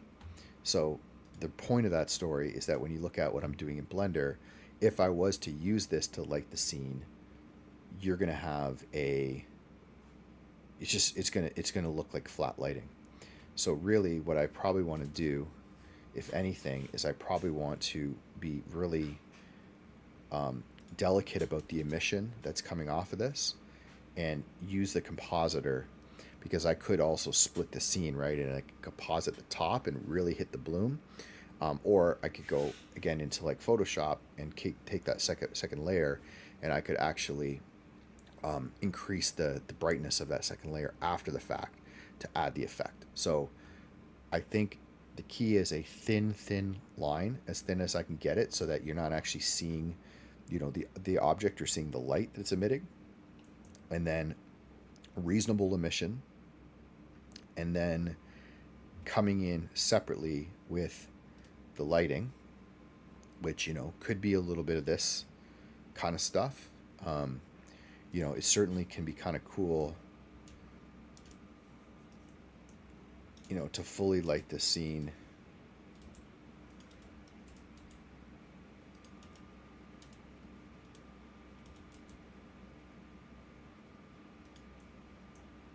Just to show you. So there's our scene back here.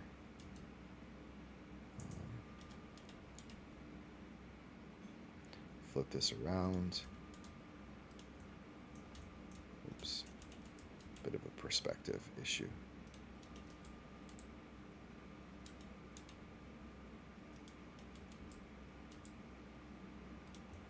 I'm struggling with getting okay.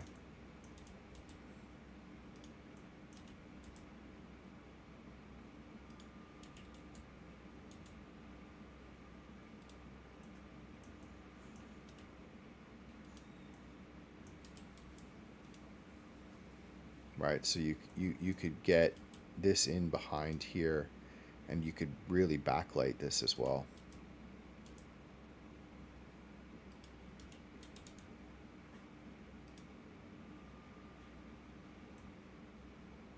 Just looking at where the camera is.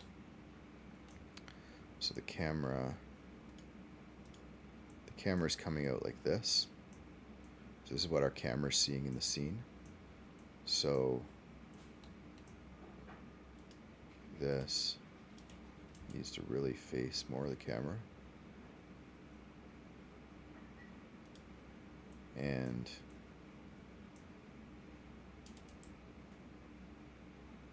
probably more on this side.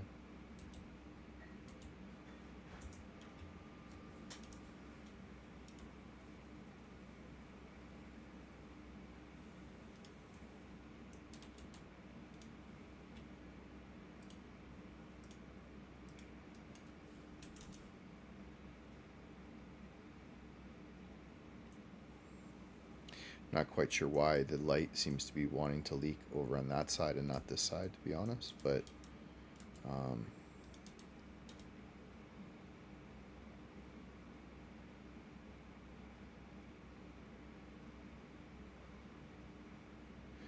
it's funny, I kind of like this either way. I'm gonna probably go with something like this. I don't know how exactly this is gonna fit.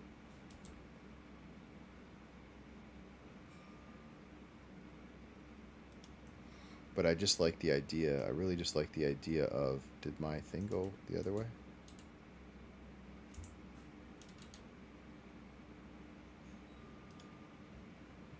odd.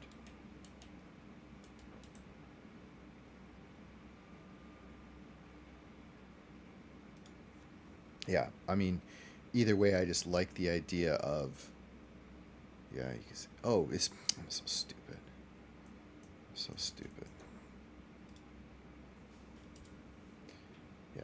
So this is now this light, and you can kind of see that I overdid it on the side of this.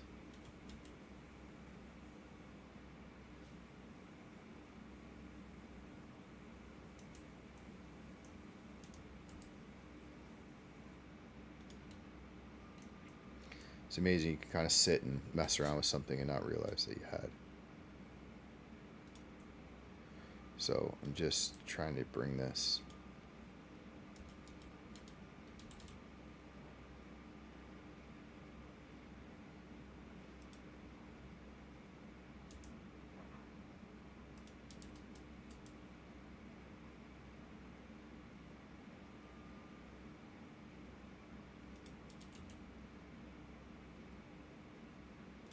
Yeah, so you sort of like, you can kind of get the idea. I'm just trying to see what would happen with kind of a glow coming in from behind the scene.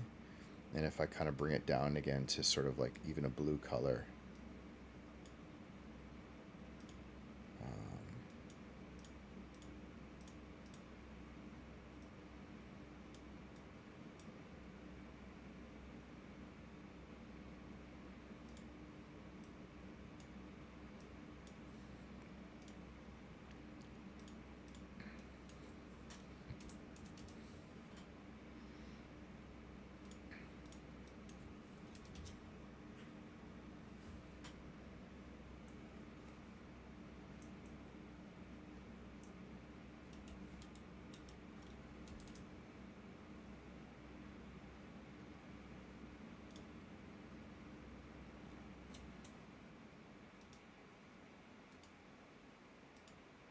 I feel like I've done something again. So that's lights, doesn't seem to be.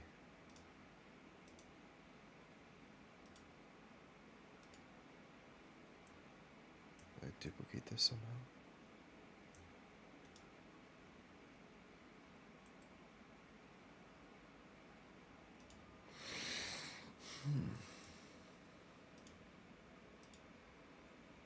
Something's wrong because that light's coming from somewhere, and I don't know what I did. Okay, let me just. I want to get all the lights.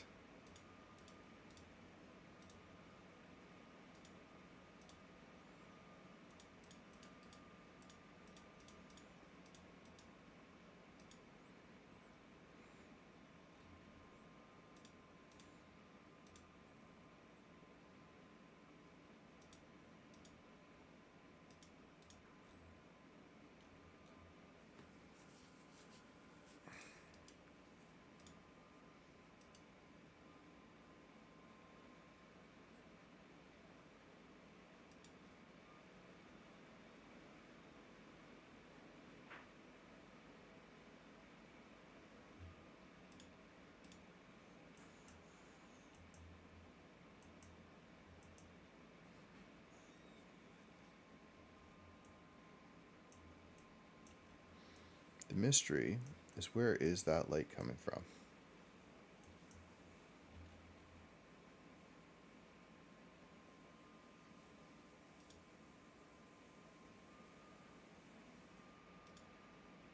It's not that.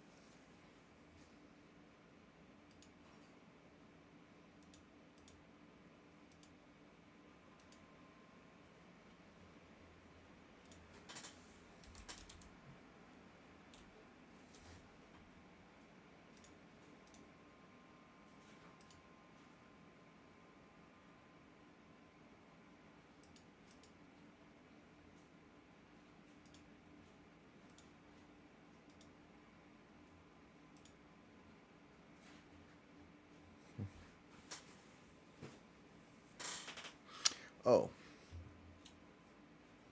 I know the answer. As usual, it's somewhat embarrassing. Okay, so what it's happening is there's an atmosphere. Okay, so there's the night atmosphere, and there's an emission on the atmosphere. So now it's like I know this now. So there's an emission here. See that 0.5?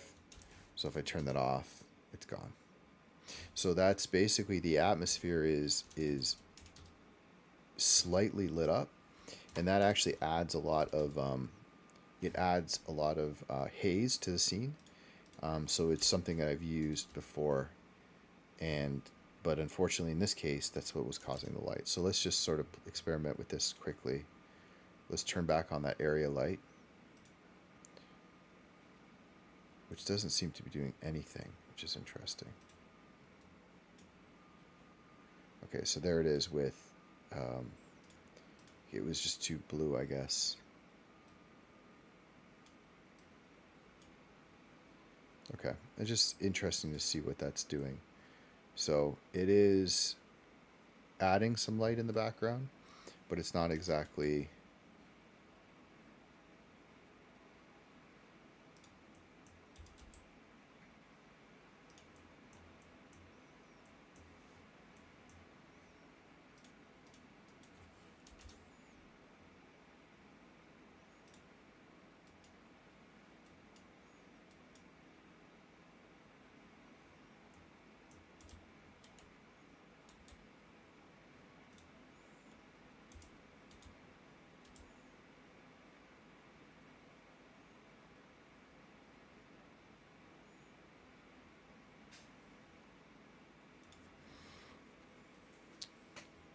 So this is not bad. So this is an option, but you can see here that it takes a while, but really it does create a bit of a shadow on this one, which is cool.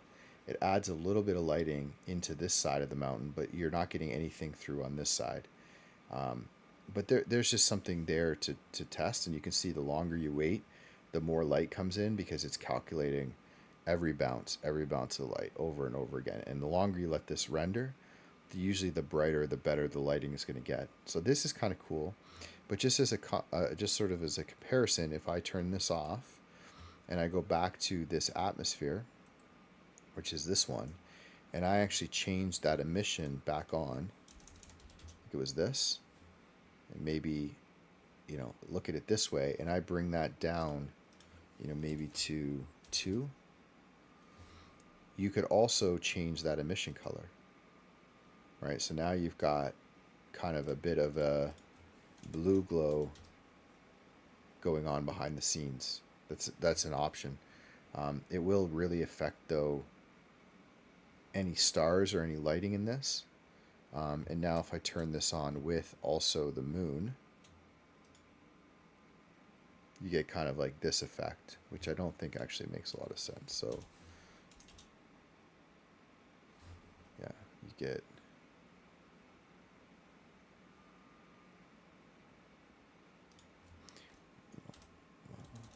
just to sort of show all these. So this is the atmosphere, and then if we go to world, what we don't have is the world strength. So this is the world coming on with this. There is moonlight over here on the side, but that's also getting the stars in the background. So what we really want is something that kind of includes all of them. So let me turn this back on.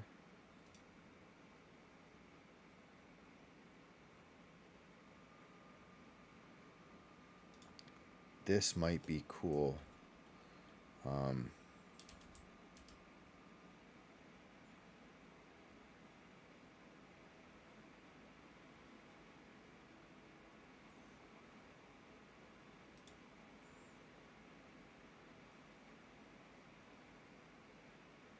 Yeah, I like this. 500.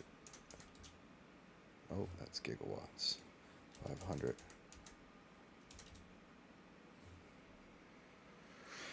Yeah, so subtly I'm just sort of adjusting that area light in the background. You know, we have the ring. We also have this background image, which is basically this entire light projection.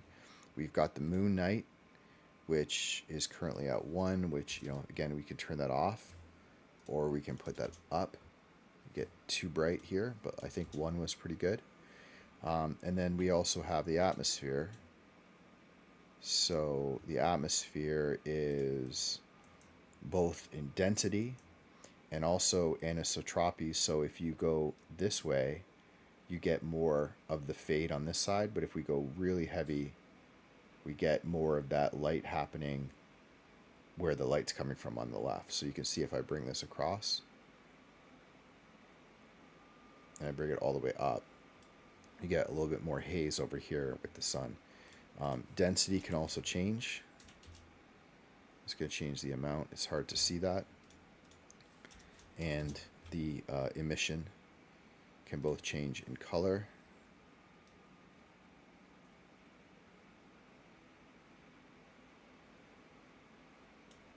and in strength.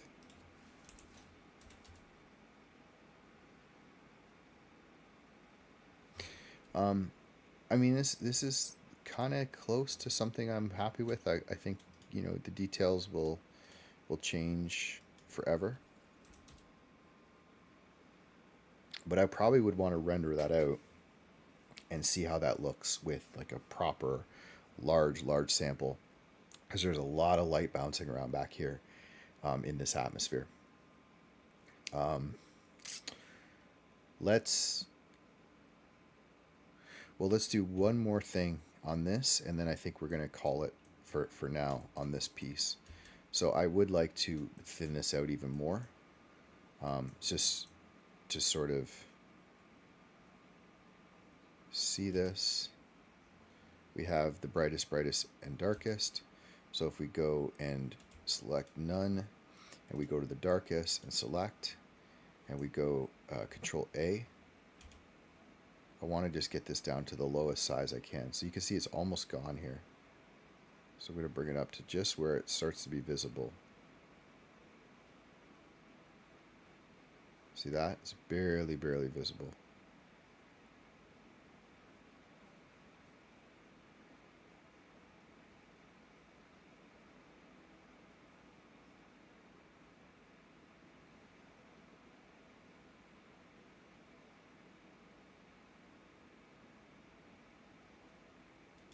There we go. We'll probably get a render, like a full render done at the end of this stream, and we can see how this looks tomorrow. So I'm going to bring this one down a little bit. This is sort of the middle area, the transition. You can see if I go all the way down to the center, you lose some of the ring there in the middle. Let's kind of bring this up a little bit. And then we're going to go off, and we're going to select the brightest. And this one you can kind of see. If we scroll in, right? I'm going to bring this down even more. Yeah, this looks a little bit better. So it's just, on this side, it's pretty much paper thin, and then it kind of tapers up, but it's still a pretty thin line. And then when we add, you know, different emission amounts, it's gonna brighten up in the scene. Okay, I'm gonna say this is okay. So I'm gonna call this the halo emission, and I'll just call this halo backlight. So this is the one that's kind of, it's hard to see it. It'll take a while to come in, but it's adding some kind of backlighting to the scene, and then the halo is obviously the main ring. We won't know this until we bring it fully and composite it, kind of see how it all looks together. Okay, we can bring back our camping. Now we got our dude. And I think this might be two things to fix here that we can work on. Let's get the Pepe a little bit set up with the hat. I'll show you that in a second. And then let's get rid of this ring, and let's get this one correctly set up in the scene.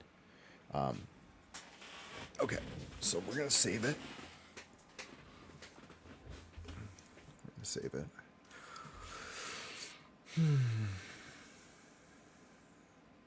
And we're going to go into, well, we're going to go into the day mode now. Okay, so we're going to leave this on, and we're going to put this into a new folder. We're going to call this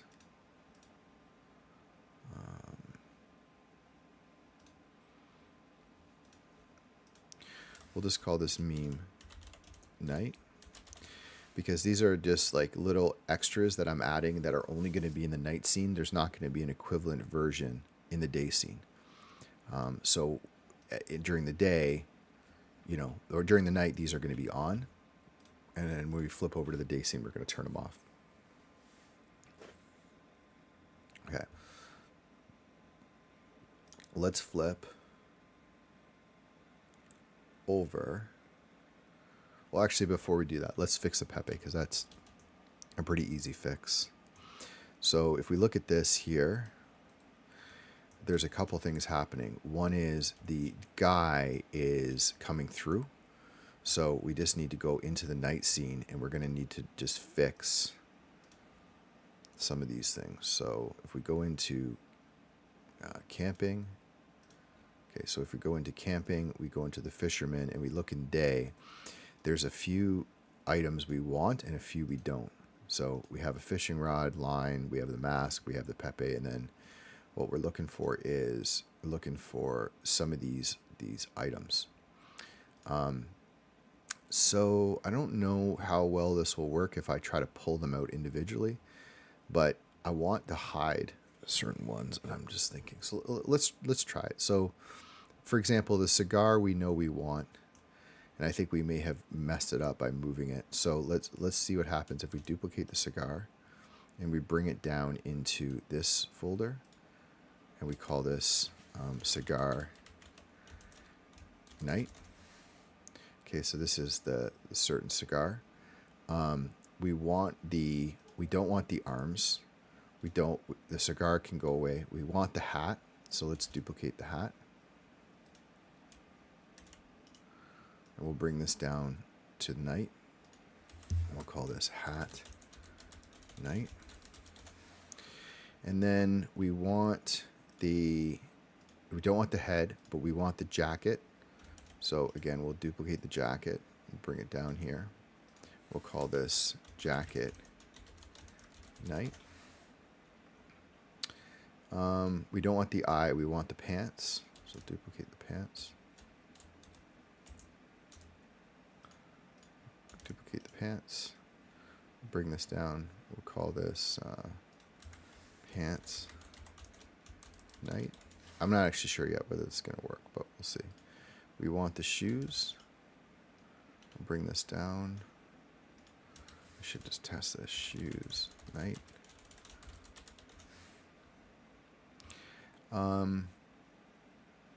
I think that's it. It's the fact that there's some pairing, some child pairing going on with the armature that I could probably try to connect it to the Pepe, but then we're moving it around.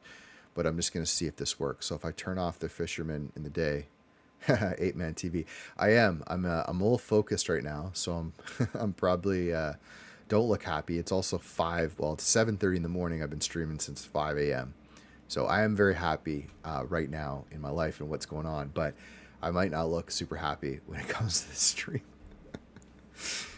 But interaction helps a little bit. It kind of breaks it up. But otherwise, this is a work stream. So how you doing? Are you happy? Let me know how you're doing, and we can chat about it. I was just going to turn this off. Okay. I think, so it didn't break, which is good. Oh, look at that. Angry 8-man, I appreciate it. Oh, rated with 12 viewers. Awesome. I thought it was a follow. Yes, we could talk. Okay, there's a couple things. One, yes, there it is. Thank you. I think, yes. See this? This was a big deal for me. I actually, the first time, I thought it was going to do some type of crazy celebration. Thank you. I appreciate it. I was waiting for like balloons and, when I hit 20, because I set this goal a little while ago and it hit it. And I thought I would get like a crazy celebration, but it didn't. But I got the celebration from the follow and the raid. Thank you. I appreciate it. And I just need to warn you, I'm very new to streaming, so I don't know how some of this stuff works. I can't ever even see how many people are streaming, which is actually something that I think is probably good. I don't know ever, so I pretend there's hundreds of people when there's usually not. Usually there's nobody, but I just sort of go the same way. Oh, it says one. It says 20 to 20 though on the follower goal. I don't know. Maybe someone will do it. But yeah, ask any questions you have. Anything you want to know. I usually just explain things as I go. Come on, peace, man. I guess I got to go look and see where I can see. I have somewhere. I had a window open with the stats, but I guess I can go over to Twitch. I don't want to do the double stream thing, so I'll just bring this over to my other side and I'll take a peek at what's going on. So I normally again don't look at followers or anything, how many people are in the stream. I just go for it. Cool. So it says 8. It says 8 right now, which I guess is the people that came over from your stream. I've yet to do that, by the way. I got to figure that out. I'm actually streaming live on Twitch, YouTube, Twitter, and Facebook right now at the same time. So it's actually like interesting because I get to watch both and I'll see the chat coming in from either. But because of that, I have never actually figured out like how to raid another channel. So I'm like a total boomer here when it comes to this stuff. But yeah, I'm doing 3D recreations of landscapes in Blender. And this is my sort of storyboard here of what I'm working on. So all the way from a location in Sedona, Arizona, where I went out in person. I'm a photographer. And yeah, but see, I know that in the chat for Twitch, but I don't know what happens on my stream because I'm streaming on like YouTube. So will YouTube then just see, will YouTube see what's going on Twitch? Yeah, I have to just try it at some point. Maybe after this, I'll give it a shot and see what happens. But yeah, so I'm recreating these landscapes. This is a photo I took right here of a place called Cathedral Rock in Sedona, and I bring in a bunch of stupid remote sensing data, which is difficult to work with and super nerdy. I recreate a landscape. This is in World Creator. I bring that landscape into Blender, and I start to experiment with like a composition and a render.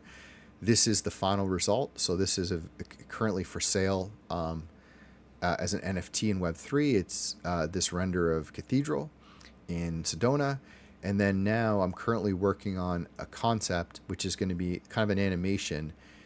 It's a previous follow-up to work that I've done. And it's essentially a camping scene, a miniature camper scene happening in the exact same location as this. So you can literally move the camera in my scene from back here to this foreground. And we're going to see this dude with the Volkswagen fishing in the lake. This scene is not fully done, but it's close. And then it transitions to this scene, which I'm working on, which is the night mode scene, which has got a bunch of tributes to like Web3 and NFT culture and a bunch of stuff that I get involved with. So that's what I'm working on. And when you came in, I was just adjusting a few things on this render, including fixing up this dude. Because I want to have the same shirt and the pants as the other guy, but I wanted it to be not popping through in the scene, which was something I had to fix. So I just noticed that the shoes I don't want because we don't need them. So now it's just the bare feet, the green feet, and then the hat we're gonna have to move. So it's popping through the top of his head. So we're just gonna bring it up, and we're just gonna place it on his head, and I don't know if we're going to make it bigger or not. Let's just sort of zoom in and see.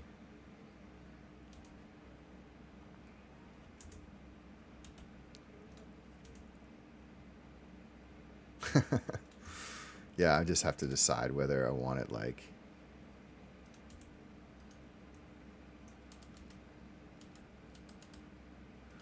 Also, you know, if you're always watching the stream and you have feedback, obviously, like anything to do with streaming, I'm interested in. I'm learning this, so I'm using OBS finally after using Twitch Studio for a while. I am like debating between using Streamlab for a bunch of things. I'm using Restream to stream this out to multiple channels. I'm getting comfortable, but I still have a long way to go. So if there's anything that, you know, tip-wise on those tools, I'm super interested in. Any questions about the art, my process, I'm happy to answer, kind of run through any tutorials if there's something people want to learn, or just you want to chat, you know, hit me up. So otherwise, I just work, and I usually talk while I'm working, kind of explaining my process as if, you know, there's 100 people who care and are listening to what I'm doing. So yeah, I think it feels to me that I want to go with like probably a smaller hat. Just going to kind of play with this until, you know, how would a frog wear a hat, right?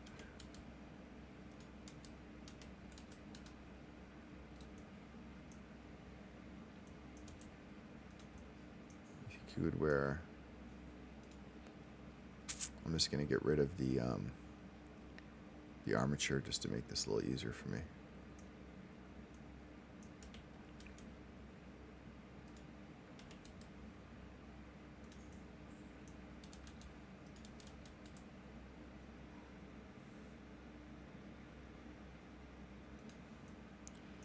So like option A would be something like this. Well, okay, let's do this. Let's go all the way back.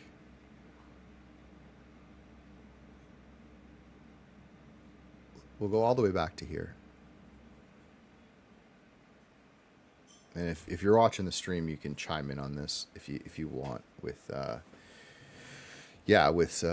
with your thoughts. So we're gonna do kind of an option A.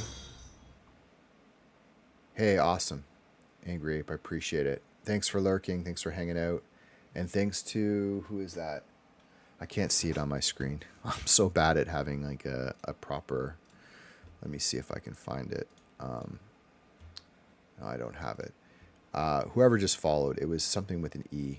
I don't know if there's a way to grab that somewhere in my stats. But whoever followed, thank you so much. I appreciate it.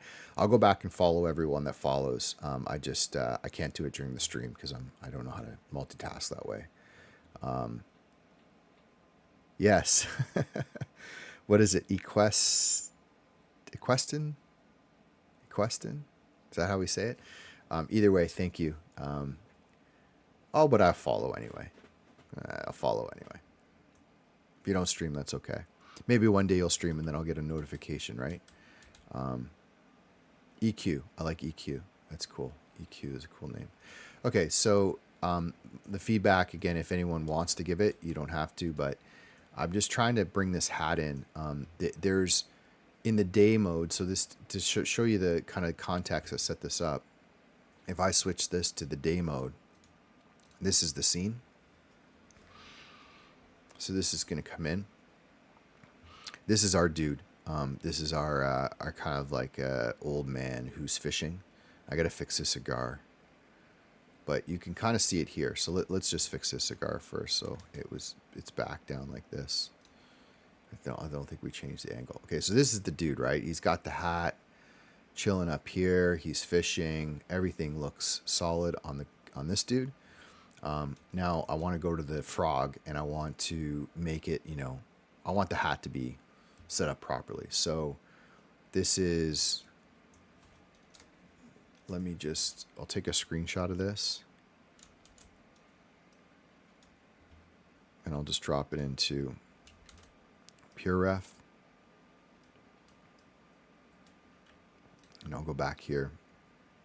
I'll switch this to the night mode.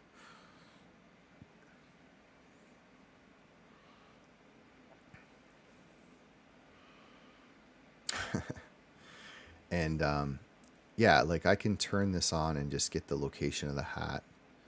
So the hat was hat is here. Yeah, so it's pretty much the same. Okay, so yeah, basically just moving it up to the top of his head kind of looks like this. You also can't really see it really well. I could kind of experiment with, maybe that looks a little better. Bringing it down without clipping it. So this would be kind of like option 1. And then option 2 would be, if we turn off this one and keep this one, would be like bringing it to the full size of his head, which gets kind of crazy because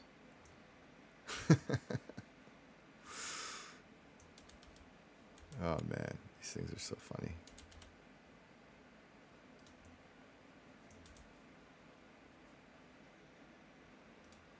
Do you like 2 better? I kind of like it too. I think it looks ridiculous. I think it looks kind of ridiculous, but I think it's, if we kind of bring it over his eyes maybe so it's not down. Something like this, and then, you know, obviously we could probably do some stuff with the lighting to bring, because you know, you can't really see any detail up here, right? You don't see any detail under the hat. So one of the ways to fix that would be just adding a little extra lighting to the side. So right now he's getting lit. Yeah, I agree with you. I agree with you. Just to do the before after, right? There's this one off and then this one on. I mean, the only thing about this one is just like kind of funny because it's like it's the same size hat as the other guy, and then it just sort of pops on top of his head. But I think this one does make more sense. And then just to kind of show some lighting stuff, you can see this, he's being lit maybe by, actually no, nothing by the lights of the bus, but actually just to show this is kind of interesting. I wonder what this will look like. So see how the lighting here is like that. I can also change the cone width of this. So watch what happens. If I bring this out, it actually is kind of lighting more of the side, but it didn't hit anything.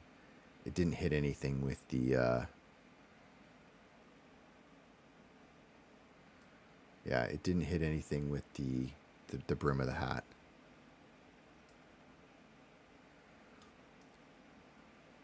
Bring that back down. I was going to bring that to where it was before. What was it? 69.4. 69.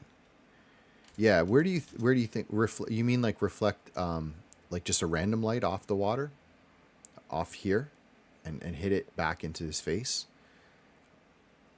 Like add the moonlight, yeah. I'm just not sure what the reflecting part will do.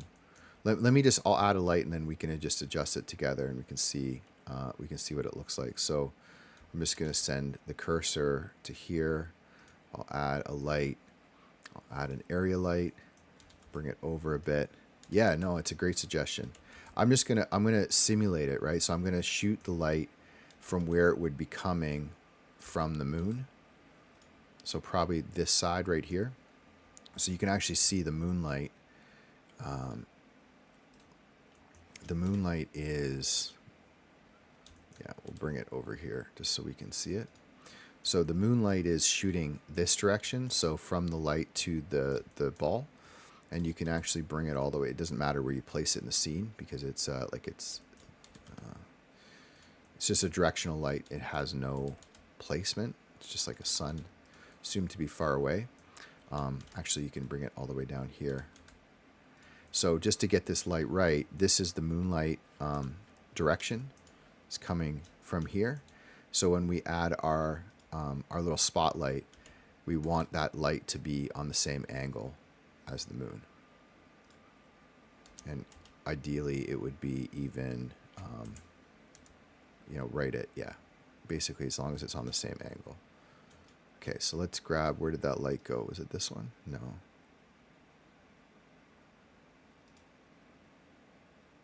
Oh yeah, okay, so let's bring this back up into the fisherman so we don't forget it. So we're going to call this Pepe accent. Yeah, and now as long as it's, you know, close, you're right, we can have it as if it's bouncing off of the water. So instead of actually bouncing it off the water, which we don't need, is it's just going to add complexity. I think we can just hit it up like this, and we can adjust the size to whatever we want. And now let's just simulate the same light color as the moon. Grab the hex of this one, and then we'll go back to the backlight. We'll drop that hex in, so that's the same moonlight color. And now you can actually see it. Oh, that's right. That was this one in the background. So let's go back to here and paste. Okay, and now we can, like, you can just go just to the highest so you can kind of see it happening. So there's like full crazy light coming up. But yeah, now we've got some nice lighting on the hat, which is good. And we can hide this light after the fact. But I think, so I was just thinking whether I want to bring it closer to his face so that it's not highlighting like all this down here. It's too bright. I was just doing this as a test.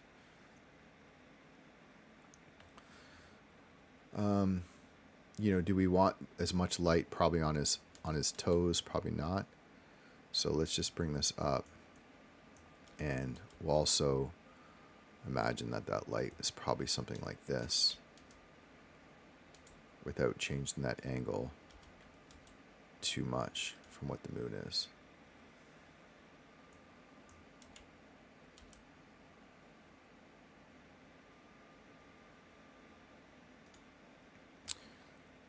Cool. Couple other things that we can adjust. I'm going to bring this down a little bit. And I think we probably even want to just sort of accent this a bit more. So before, I mean, it's actually pretty subtle, to be honest. After, it's not really a lot.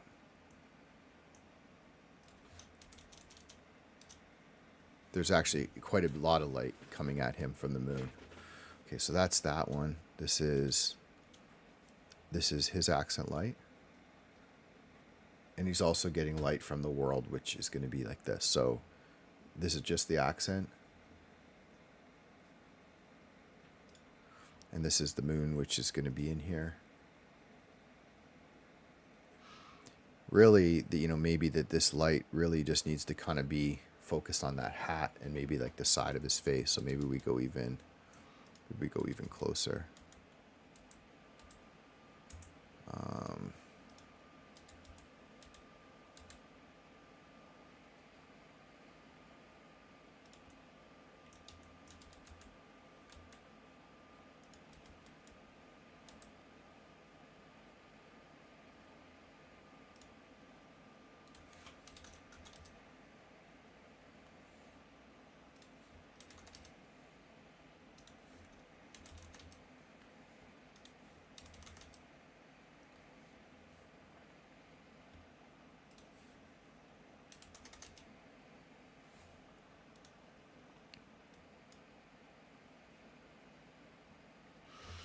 That's the other thing I was thinking about, is maybe just kind of having it as a even more like a warmer glow.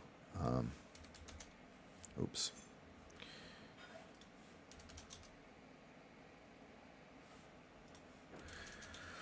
Okay, this is not bad. The other thing I was just thinking about is the actual material, which I haven't spent any time with in this scene, because it was an import of a model from a friend. But, you know, you can do stuff like change the specular of the material. You can also, we can change the roughness. So as the material we get, like that's bright and then rougher, you get sort of a little bit different type of reflections and stuff. But I think, yeah, you're right. I think that looks good. We kind of got some lighting on the hat. It gets us most of the way there. So now if we zoom out, it's probably a little bright, but we'll get this all kind of tuned in once we get the full lighting going. So let's go grab this. We'll just drop it down a tiny bit, 350, and then just sort of from this side.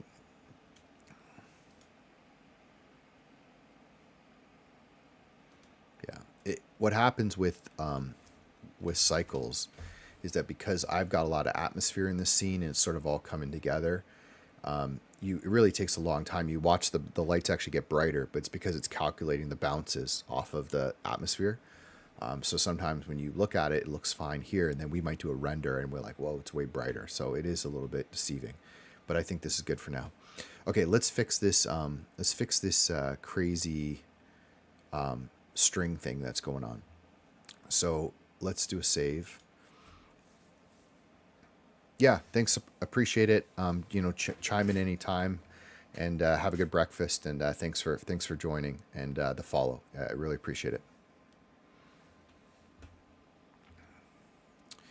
Okay, so what I'm doing now is, what happened was when I created the day scene, I strung this light. See, I strung the string between the bobber and the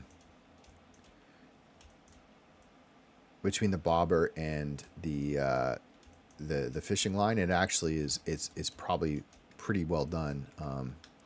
So you can see the string comes up, it goes through all the loops, it comes out the top of here, although it could probably use a bit more of an arc. And then it comes down here and it attaches, although it looks like it slightly got moved off of it. So what I actually need to do is fix this so it looks perfect in the day mode, and then I need to duplicate it to the night mode and then add, it's going to be like, again, the lighting, it's going to be lit up a little bit in the scene. So what I can do is, we might as well, what you're seeing here is the original curve, I think. What are we seeing here?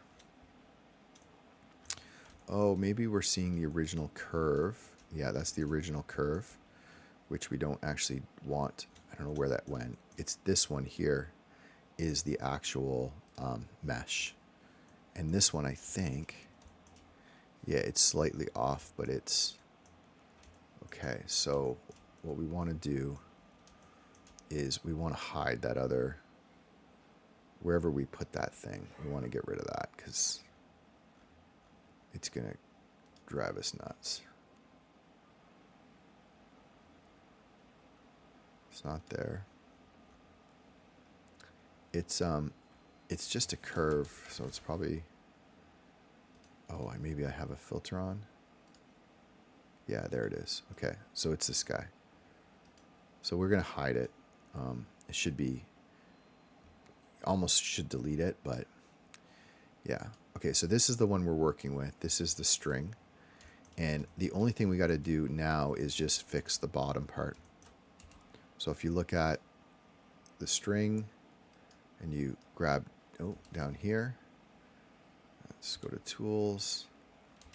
If you grab a few of these, or even just grab this one, and we turn on proportional editing, and then bring the cursor down, it just makes sure that we don't, bring this down without affecting the rest of the scene, just because otherwise we're going to get a harsh line.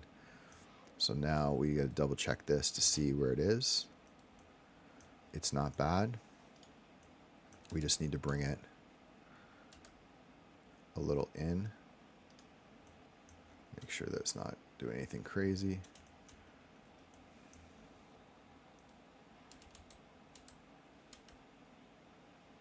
Over. Actually, this is a better way to do it. We'll just bring it like that. And then bring it up. Perfect. Okay. So we've got a string. And now if you look at this string, the key is to make sure that there's no curves in it that don't look... Okay. Let me think through this. I know there's a way... What is it called? There's a technique to... it's almost a clamp.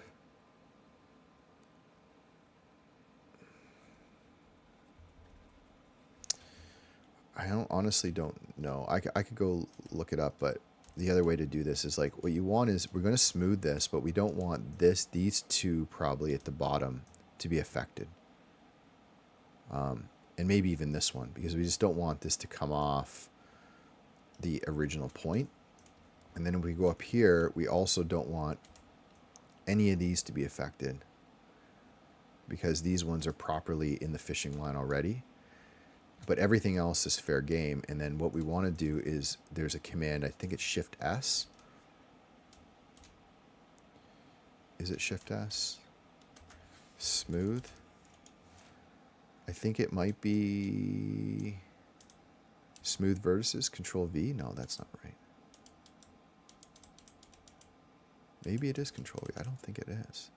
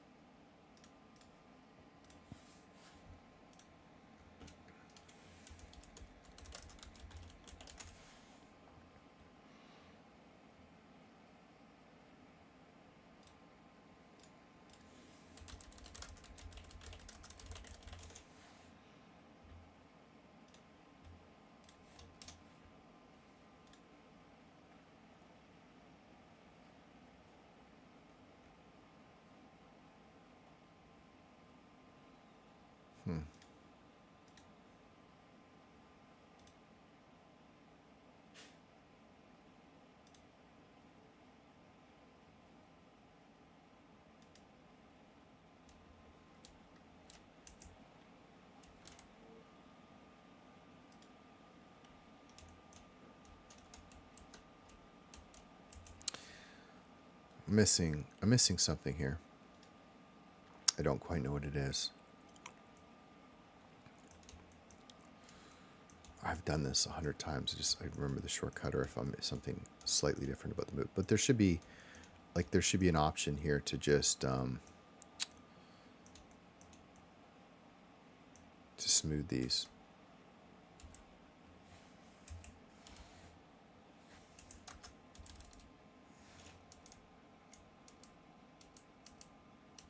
Control V. Oh, it doesn't actually, oddly not working.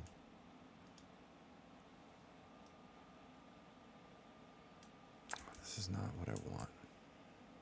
Maybe it's only in the curve. Yeah, okay. I think I know what it is. Okay, so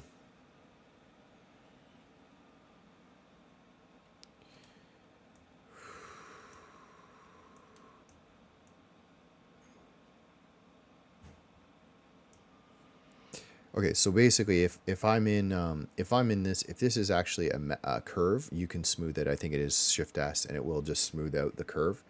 But I've converted this to a mesh, so because of that, you can't actually do the smoothing.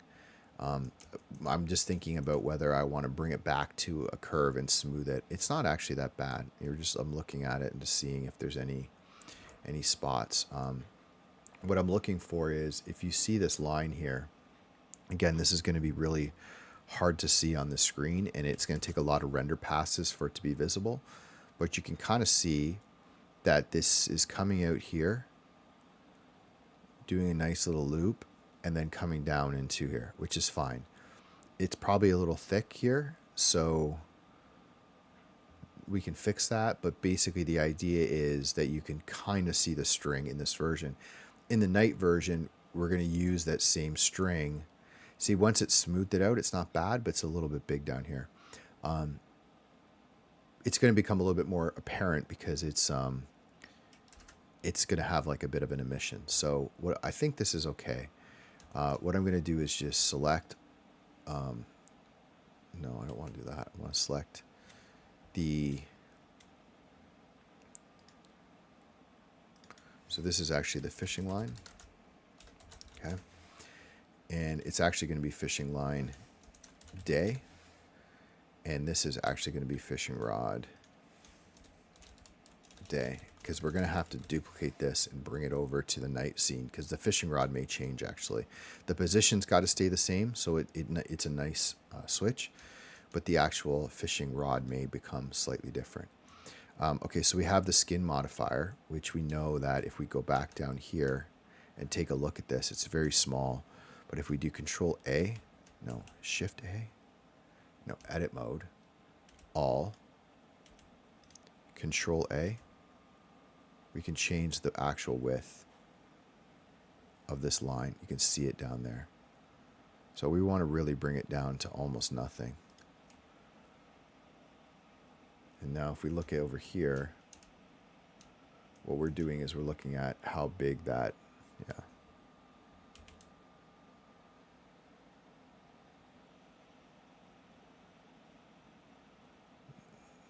I mean, that might be as much as we can do.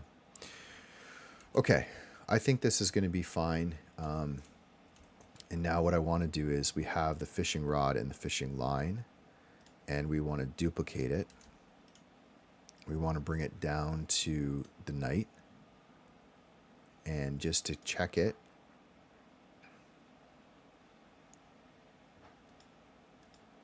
I think we can get rid of this one now. I think this one's going to be good. And what I think I need to do is take this one. Oh, where did our fishing line go? Fishing line day.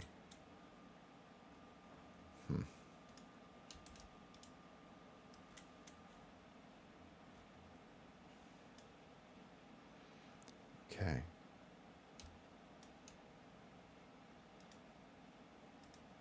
Bear with me here to see if I can get this right. Night. Night. We can get rid of this one.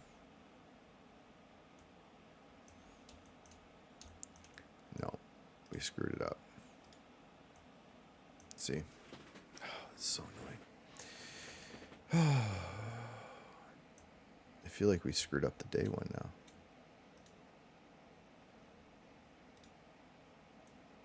Yeah, we did. It's so annoying. Okay, I'm not sure. Let's go back that and see what happened.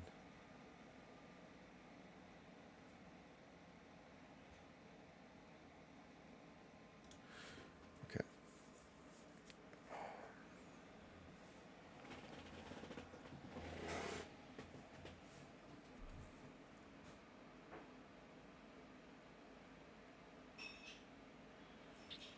Okay, so what we're doing is we're letting this go. I should have saved it. We're going back. We're going to just do this programmatically, pretty slowly. So let's just double check that the day is good. So our night, we're just dealing with the day. So there's the fishing rod. There's the fishing line.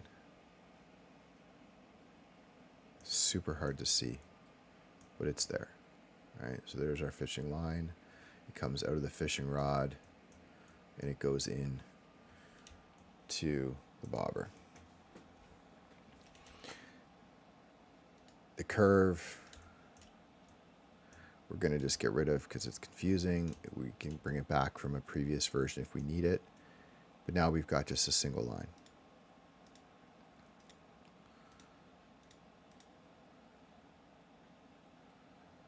Okay, so what we want to do is we want to go back to the night mode, and we want to get rid of anything.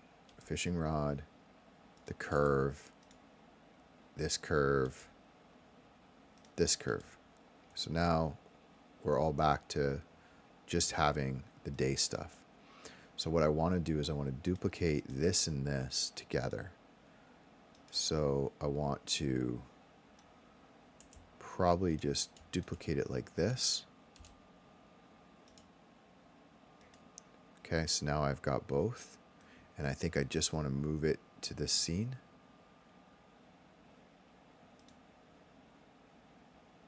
With the fishing line. Okay, so if I turn off the day, now we've got the Pepe with the fishing rod. It's exactly the same. It's not moved. The line is good. Okay, sweet. So I think we're good. So now we go back here, turn this on, switch us over to the night mode.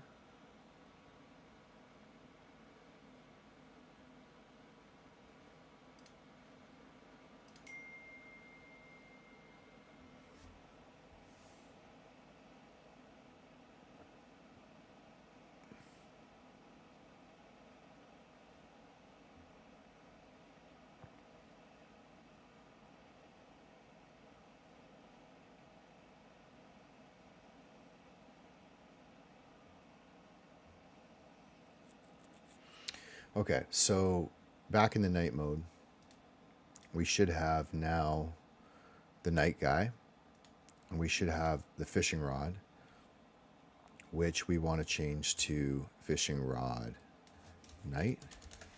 We want to change this to fishing rod night.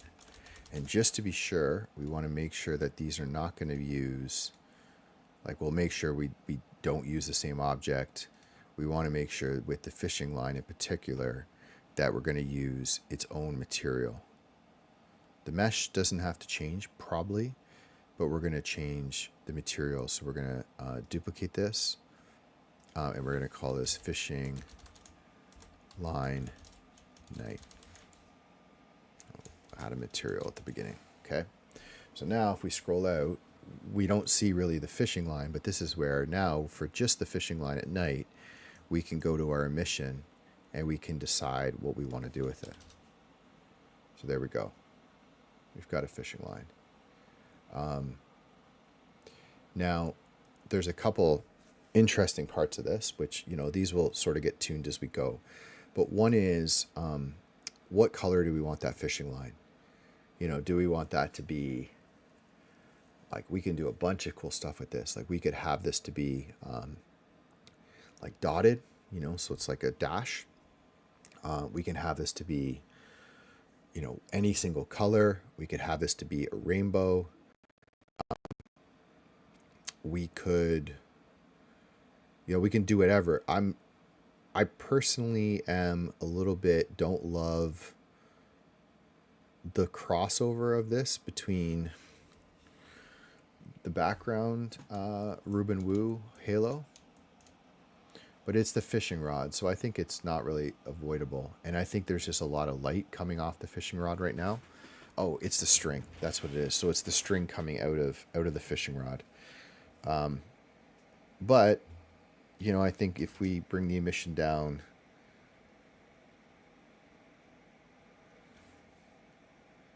you know, we can grab a color from the scene. Like we could grab this pink and it's going to be not bright. We can bring it up and then we get a bit of that pink fishing line coming out. That might work. We can make it a super warm color like these lights.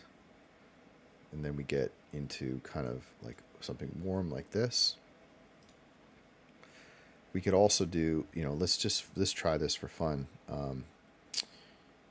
Well, actually here, I'll show you something kind of neat. So if you go into the donut that I have,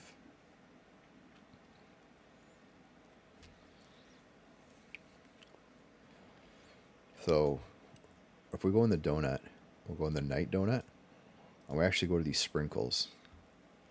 And I have this sort of emission, I have this already, this rainbow deal, which we can adjust to something, you know, maybe a bit more color palette friendly. This is kind of random colors. I'd rather get something that sort of is, I don't know, just looks nicer. But watch this. So if we take the sprinkles, and we currently have 10 sprinkles that are using this multicolor, but if we hit this and we call this multicolor sprinkles glow, and we go to each of these and we switch them to the glow version,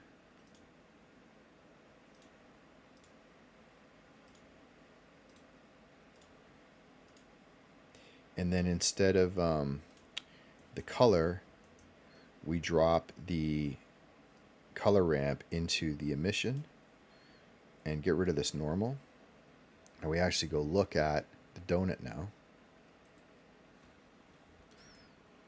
We're going to actually see in a second, hopefully, if we crank this up,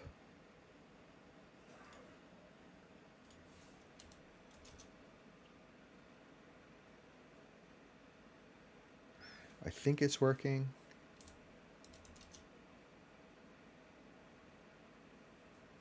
It doesn't almost look like it's working.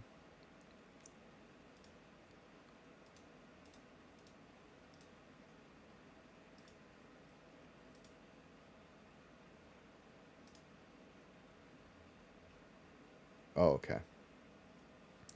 So we have to change this to sprinkles night. And then what we want to do is change on this. We have to be very careful here because we want to go back to the icing. We want to make sure that the icing is, it can use the same mesh. It's okay if it uses the same mesh, it's fine. It's not, it's using a duplicate. But I just want to make sure it wasn't like the particle system's not getting messed up. See, there's two particle. See, the 2 means that 2 objects are using this particle system. So what you want to do is actually call this particle,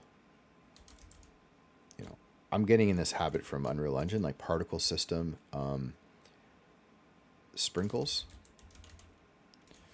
Okay, and it's actually day, makes it to be more specific. This is the one that's projecting out in the day, and I don't know, this is PS sprinkles. Okay, sprinkles day. And if we duplicate this, and now we change this one to night, or not duplicate, I'm just making it local, so it's just only used on this, right? We're in sprinkles, donut, icing, and you know, to be even specific, donut, night, icing, night. We can now go in and tell this one to use sprinkles night, and then it should change. Boom, there's the emission, right? Because it's using this collection with these 5 sprinkles. Each of these sprinkles is using the multicolor sprinkle glow, and I cranked the emission because I was testing. So now I can bring that emission back down to something reasonable. Now we've got a pretty cool multi, you know, kind of glow donut. And hey, just since we're already here, we can go into icing and we can change this to icing day, and we can duplicate it, and we can now call this one icing night. And we can probably, there's some cool subsurface and stuff going on this, but I think we could just basically, we want to do, what I would want to do, what I would actually want to do is like get the, like I'd almost want the icing to be like glowing from the subsurface, so it's underneath. But I don't know if there's actually a technique to do that in Blender or not. But yeah, there it is, right? This is with it off, and then this is with it, you know, on, say at 2.5. You get like it's a flat glow, but you'll now see it when you're in the scene. You'll now see the donut actually with this little emission glow. And this is really what we want to light it for. So at 0, it looks like that. And at, you know, 1, it would look like this, which is too much. But at like 0.1 or maybe 0.1, you kind of get like a little bit of this. And, you know, if you want to even go crazy, you can go to the donut and you can duplicate it and call it fried dough glow. And, you know, you technically could turn on a bit of emission for this one as well. And now you've got kind of a donut that's lighting up. So there you go. Okay, so the reason I did that, all of that little T-tour, is because I wanted to show that this node is actually could be useful. So if I copy this node, actually I need to grab the random info. So I'll grab both of these. I could just recreate it, and we're going to go into the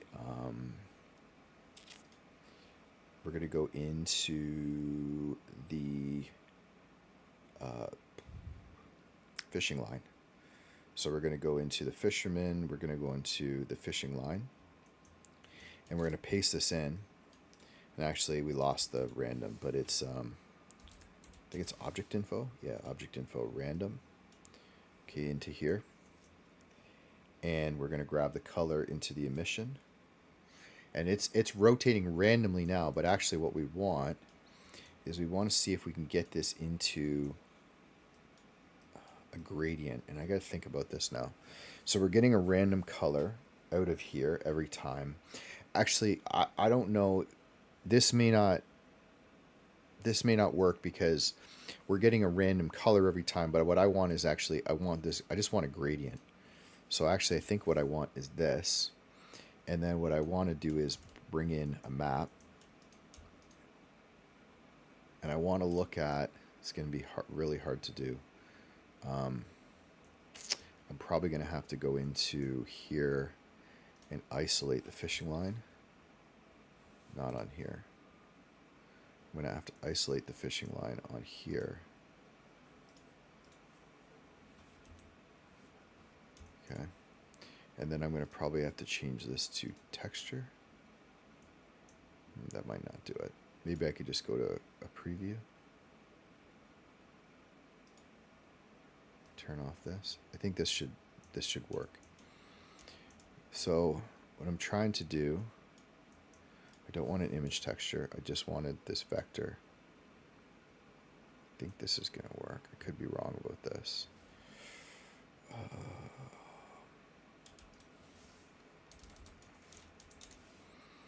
I'm kind of just experimenting here. I don't know if this actually is what I want to do or not.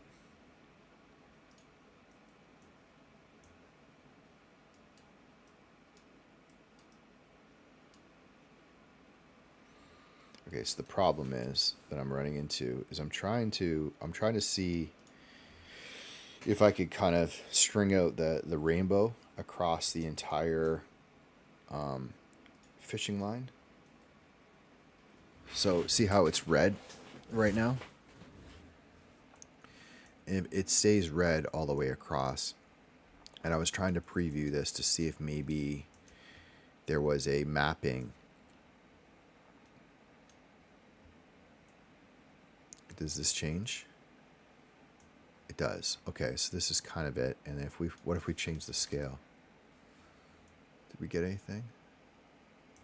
No, I think we broke it. Oh, well, hold on. We don't want this. We'll change that to blue.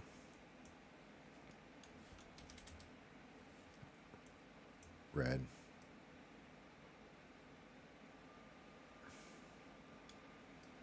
It was working on this one. So it's actually it is getting the whole rainbow, but it's I want it to repeat. So if I go to 2, we lost it. If I go to 0.5, it doesn't repeat. So we want think about this. How can we get it to repeat?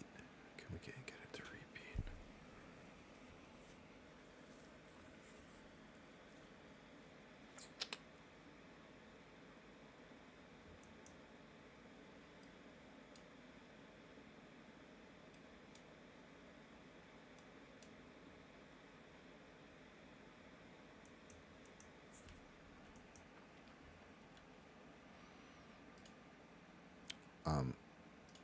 Total experimenting right now, by the way. Just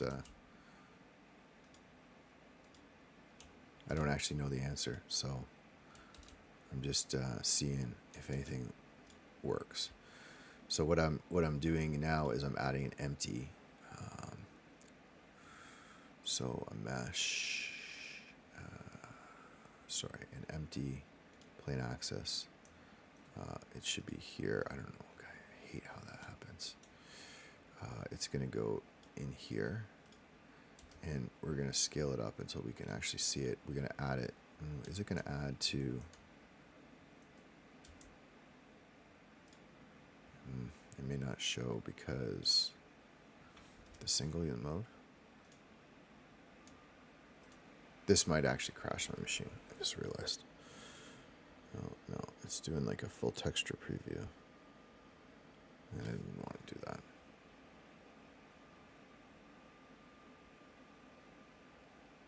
Let's go back. Okay. Where is our empty? Okay, back. We want to see the empty in the fishing line. That's it.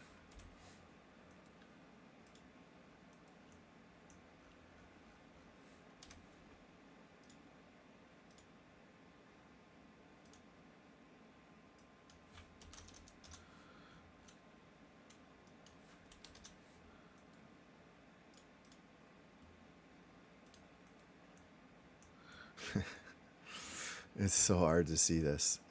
It's so hard to see this. I don't know where that empty is. Oh, it's over here. Why do we don't see it though? It's like it's not. Oh. Stupid. Okay. I'm a little bit dumb. The reason I was seeing the empty because I don't have my overlays on, which it's empty. There's nothing there. But I have them off because this object selector is what's causing me pain because it's actually affecting my ability to see the string. So now if I go to the fishing line in the empty and I hit this, we have them both in the scene. And though you can see the fishing line is really hard to see. If I turn on color, now you can see, although it's super thin, you can see that there is color on the fishing line in a full rainbow of what I have here. So all I'm trying to do is see if using the empty can actually control the repetition of this. So if you look closely and if you scroll the size of the empty, it should affect the UVs. It's just the question is, can I get it to do a full rainbow multiple times through? I feel like it's doing it. But it's overdoing the blue. But I think it's going. Yes, okay. So it's going cool. It's going purple, green, purple, blue. It is kind of doing it. But that might also be the location of this empty now that's causing. Yeah. Oh man, it's UVs are so wild. Like,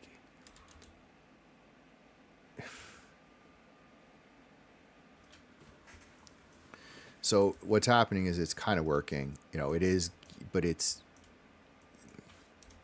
lack of full understanding of how this sometimes works is kind of comes back to bite me.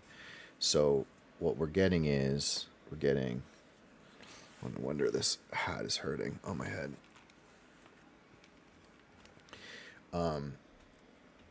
What we're getting is it is actually doing like the correct thing, but it's sort of highlighting a lot of blue at the top, and that's just to do with where this is placed. So when you place this right at the top, you get that proper, but then at the bottom, it actually goes back to red. So it's not repeating the way that I want. How to get,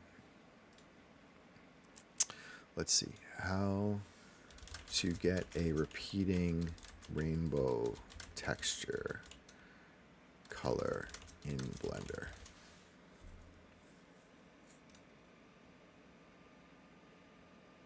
Pride Month. I love this. I'm going to post something for you. I'm a bit behind. That's hilarious. It's May 31st. It's Pride Month. I think it's June. I don't actually know if that's true. Okay. Using a wave node to get the color ramp to repeat 4 times.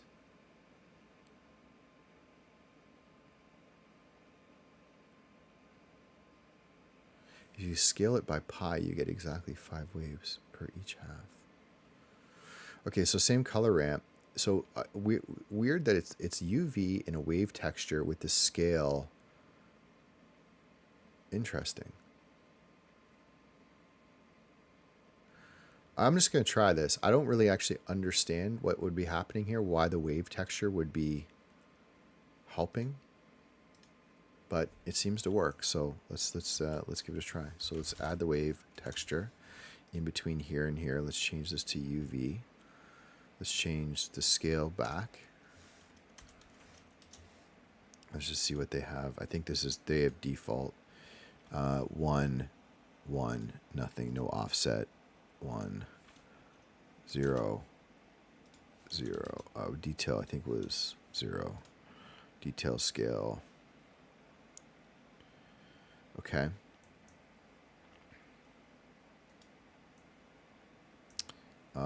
They added a value for the scale of the mapping to that. So what is this? Just a constant? I never actually write like a single value like that in Blender. I do it in Unreal Engine all the time. It's just value. Yeah, value. I don't think I've ever used this node. What is pi 1.34? Something. I don't know. Didn't do anything. It shows all red.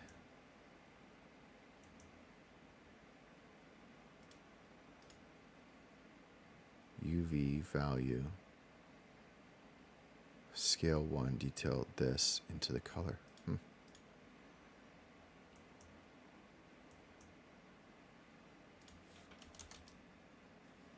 Just trying to get this to be clearer to see.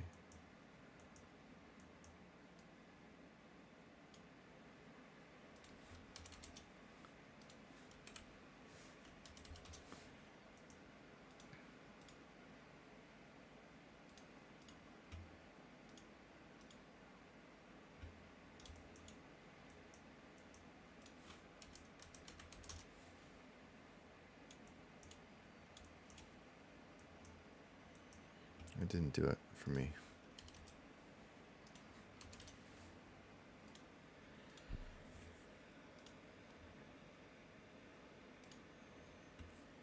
Hey, it's Jeff with Daring Dino Duck, a converter color ramp material.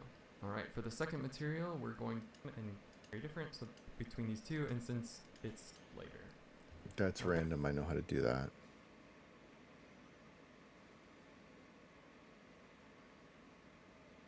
I've watched this tutorial, it's funny. Hey, and welcome to this mirror that would be this is really old school Blender. Very, very way. Now we want one of these for each of the values for red, green, and blues. Occasionally people play with if we need to. You know, I don't care that much. Because the other option is I could just make a rainbow texture, you know, in Photoshop, and then it would probably repeat.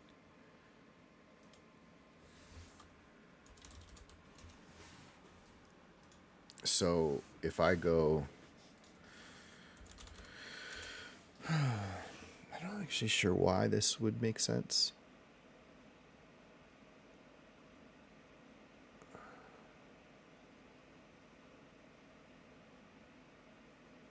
Like, I'm not sure what it is about a texture that that repeats in Blender versus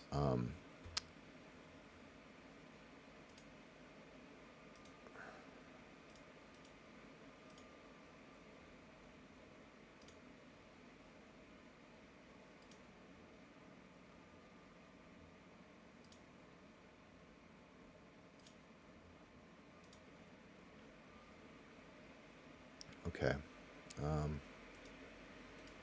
Just looking for one. That might be kind of cool. I was hoping for something fully like rainbow, like iridescent might work, and then we can sort of adjust it. So here's like an iridescent gradient. We don't want that. We want one of these.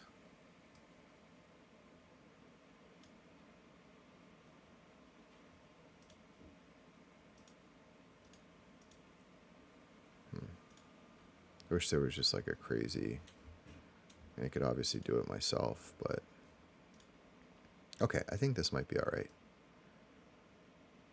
Okay, let's just try this. So let's use this as a texture for fun. So we're gonna export this as the PNG. We're gonna put this into,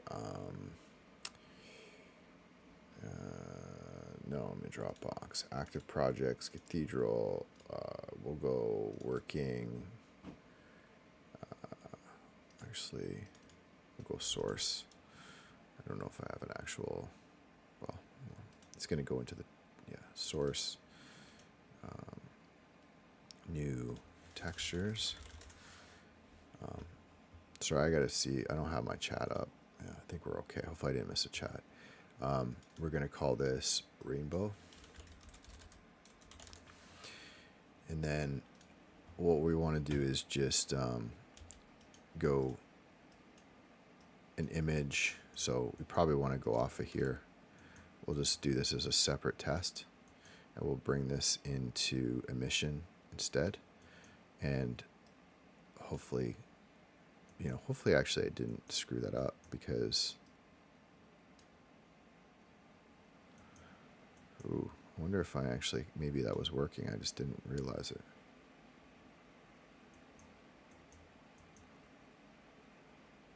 I don't think so.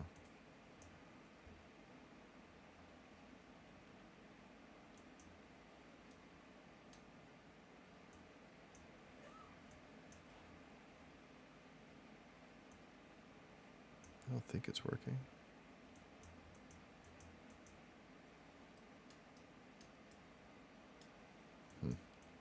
Okay, let's just test this. So we're going to go back into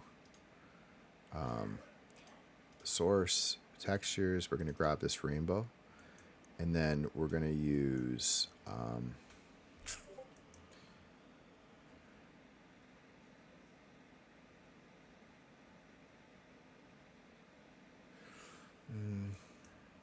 now it's going to repeat.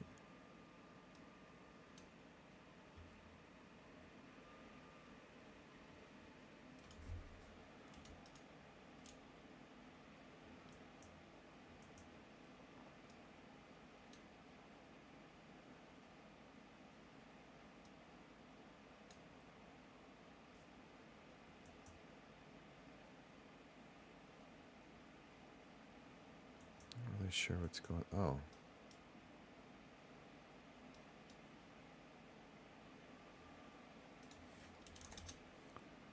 Not really sure why that would be black.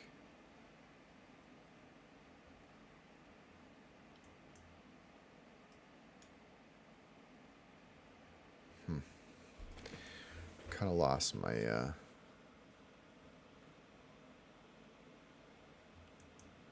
kind of lost it here in terms of what I did. It is getting color. I just can't tell.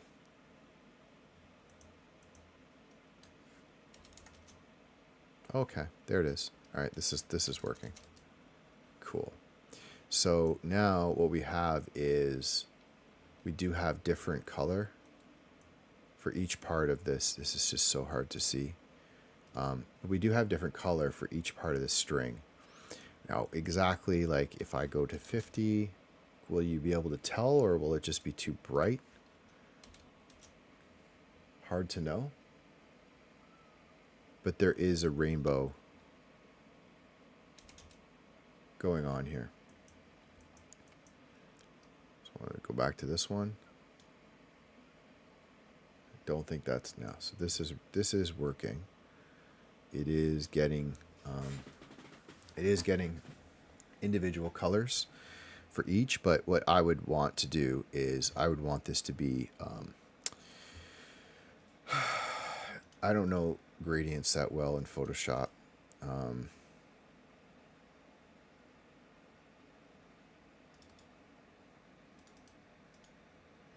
Like, is there a like a harshness in Photoshop? Like, how do you make a like a constant gradient in Photoshop? Making a constant harsh gradient Photoshop.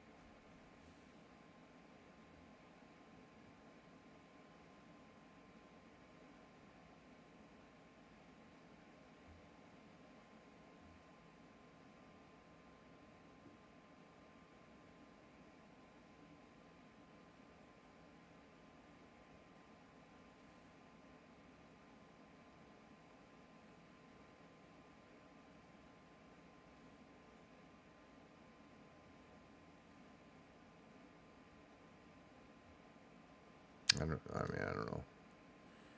Like, you get this line is switching between them, but I'd change the smoothness to 0.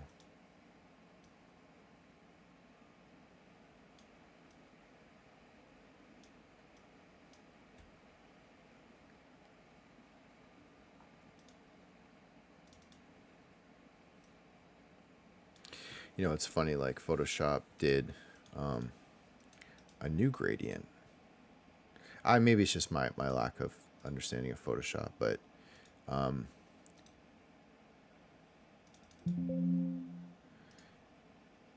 it's like not obvious to me how I would add like another stop in this. I can't right click.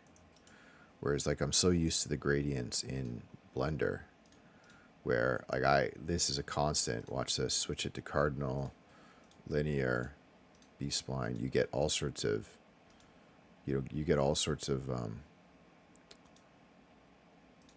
different versions. So I mean, I could, you could, like I could bake out a texture, but I don't want to do that. It just feels like this should be a lot easier to just grab this and just repeat it. Whereas in Photoshop, I don't know.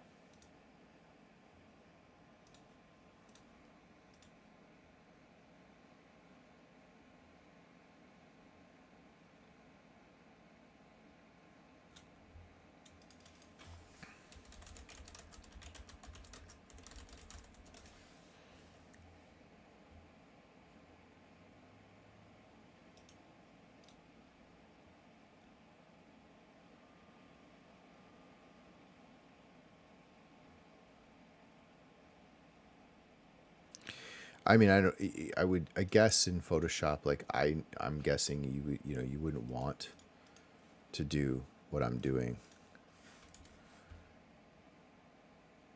Most likely.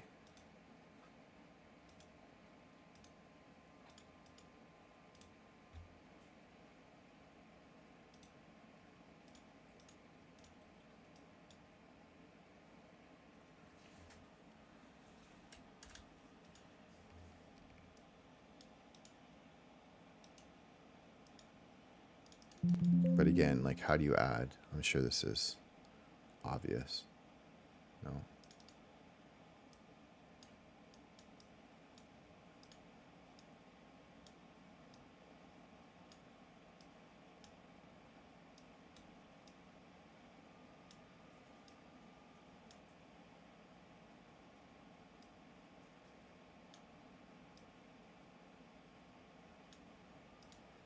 Oh, what did I just do? Did I just clicked? Oh, shit.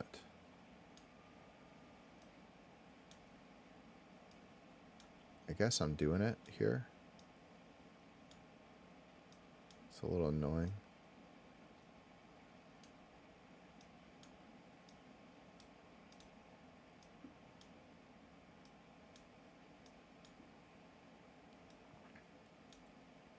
God, sometimes, like yesterday, I hope nobody that does GIS software was watching me.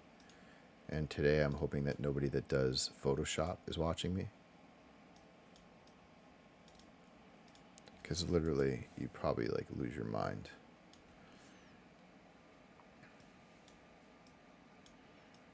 But I'm just, okay. I just want crappy rainbow colors. Red, pink, yeah, just want kind of primary colors in this just to see this work. So red will go blue. We'll go yellow. We'll go green. We'll go purple. We'll go, what else did I miss? Aqua. And we'll go orange. Cool. Okay, so It's like now you got this stupid kind of, you'd have to manually fix each of these. And then, oh yeah, Photoshop, yeah, this is like, I don't want to hide it. I hate Adobe software so much. I've tried to move everything in my life to nodes. I try not to use Photoshop, but I'm kind of stuck with I mean, I'm sure there's shortcuts here, and I'm sure there's probably other ways. You know, I'm sure there's other ways to do this, but to me, it's just, I just want like I wanted a simple gradient that didn't actually have, see, and it's like, okay, if you miss that, like if you miss that thing by 1 millimeter, you get a new color. And even then, this is still trying to make, it's trying to still make a, you know, a nice smooth gradient. And I actually want a harsh one because it will look better, I think, on the rainbow. But whatever, at least we got something that's close. Okay, so cool. We got a gradient. This not terrible.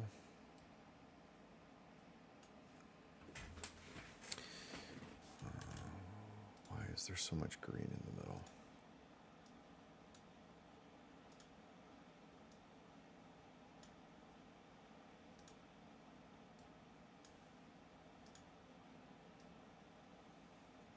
It's funny what happens is if you it's like if these are not overlapping, it's almost like it grabs gray.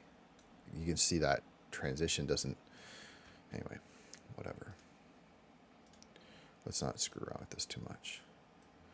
Okay, let's just get our rainbow across for now. Export PNG, we'll call this rainbow 2 for now. Save it. Minimize this, go back to here, change this to rainbow 2, and then now it really just comes down to me figuring out, like, trying my best to figure out, I don't know why it's not glowing. Yeah, there we go. So it's coming through, and now I can adjust the scale to something that is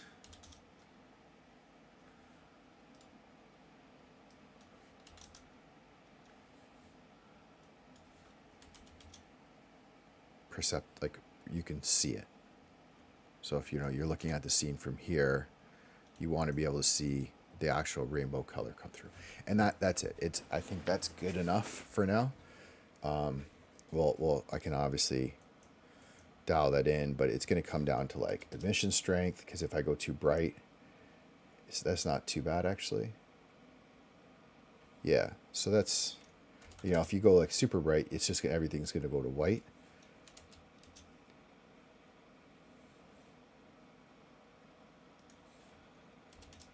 Probably something like 5 is going to be pretty cool. Okay, let's call that done for now. We want to obviously, what this is like rendered out. There's a couple more things that needs to be done. Let's see. So the two next big ones, which I don't think I can get to today, but just to kind of highlight what they're going to be, is I want to add the balloons, which is a tribute to this artist, Ryan Talbot. I've just reached out to him to ask if I can use, he has a model I can use for this. Otherwise, I'm going to model this myself. So this is from one of his artworks I really enjoyed, and I want to create essentially this balloon, which would be a fun exercise. Actually, I have been meaning to experiment with creating mesh and string like net. So I would almost be curious about this, because I would actually like to simulate, I'd like to be able to put a bunch of strings on here and let them fall to make this effect, as opposed to manually modeling it. So that would actually be a lot of fun. This would be just fun to model. It'd be a cool challenge, and I would almost do that as a stream. Maybe that's what I'll do. If I don't hear back from him, I've also reached out to Sam Spratt about these skulls. And I'm thinking that maybe tomorrow what I'll do is I'll do a full stream. Half of it I'll model the skull and half I'll model the balloon. And yeah, I think that would be a lot of fun as a full stream. And I think that's probably where we're at. So we're going to be adding the Lucy skull is going to be down here. The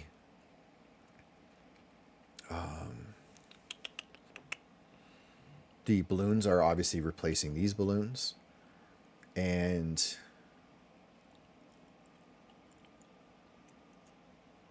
the other thing that I need to do is the fishing lure. And I don't have a tribute for this, but I want to find one. So I'm just going to look at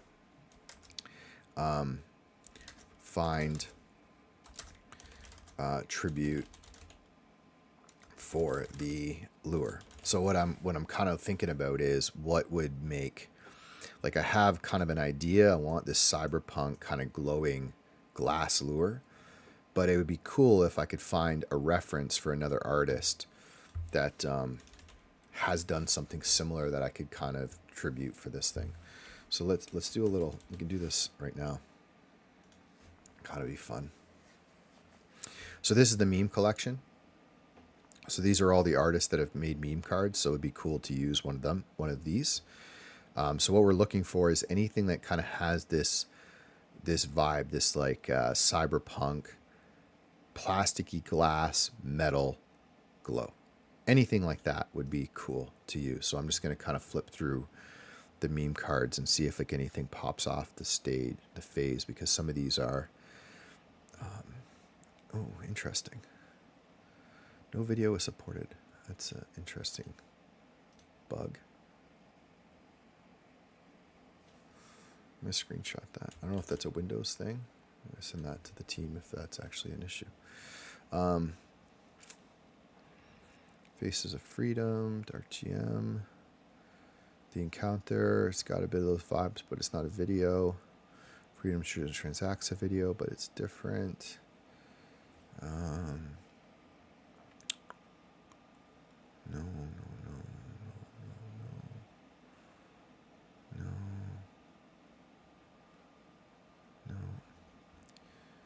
What order are these? Oh, these are a low to high. Okay, cool. Oh, this one's cool. I hadn't seen this one yet. I really like this. Who is this person?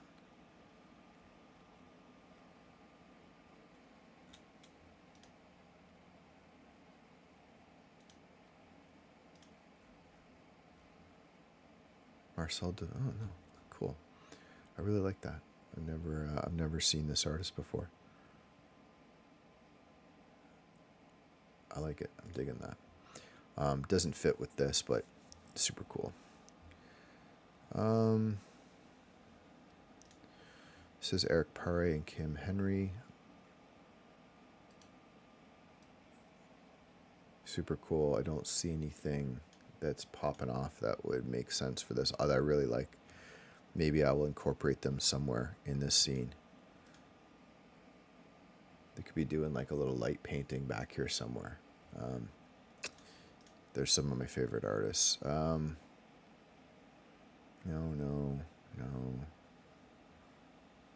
This Tokyo Love, I think his name is. Yeah, Tokyo Love. He's got all of the vibes though in terms of the color grading and stuff that I'm probably, when I color grade this, a lot of this is inspiring to me. I mean, it's not. There's lots of photographers and other people that use this. You know, it's kind of like that nighttime Tokyo style with the greens and the blues and then the neon. But nothing is popping out there. No.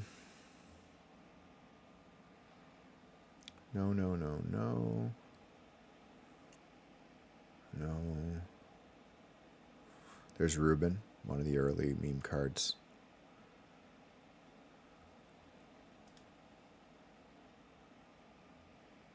Don't know this artist. That's really cool. That's really, really cool. Oh, I like that. Man, that's really well done. I don't know if it would be well known enough within the Web3 world, but I do really like, I just like that kind of glowing. I love the glow underneath the metal. It was really cool. There's Tyler. Maybe I could incorporate Tyler's sky into this. It might be something I could ask him to use that, and maybe I would project. Actually, that's a really good idea. I'm gonna ask Tyler to use his 360 from his meme card instead of this, because this is pretty low res. Anyway, it's CC0, but he'd have to give me the file. So actually I have it. Maybe I'll just do it. Get 360 file from Tyler. Maybe I'll just do that quickly in here. I'll add his 360. Yeah, I'll show you it, and then I'll ask him. I'm sure he'll be fine with it. But I have it from another project. Getting into more expensive memes now from season 1. Nothing's popping out though. I love this. I would almost want to get this file and put it in. Oh, this is like mesmerizing. I love this so much. And you know, it's funny. This is how he did this would be interesting. I mean, there's a lot of ways you could do it. I don't know how he did it, but it looks like the light is underneath, right? You can kind of see it with the shadowing. It is not like it's fully emission on the outside. So what could be happening here is he could have the mesh on the outside with a bit of like almost like a subsurface or translucency to it. And then inside he could have the light as like a another material or whatever, and he could be just rotating like the gradient. It actually wouldn't be too hard to do. I don't know if it would look this good, but this is a really cool effect. This is what I was talking about for the donut. I'm still not seeing anything that's jumping that would make sense for this.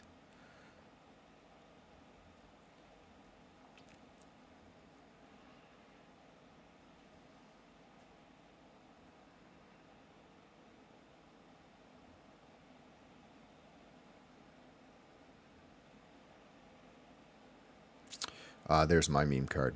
So this is the one that I made last season down here. It's interesting to watch it. There's different quantities, so you can see like these are 469, 469, 469, and then 555, which is, you know, if you care about like prices and stuff, it's not something you really pay attention to. You can look at this and say, well, when was it? This was season 1, so season 1 memes are typically more valuable. But you can also look at the quantity. So at 611, right, there's 555, so there's less of these.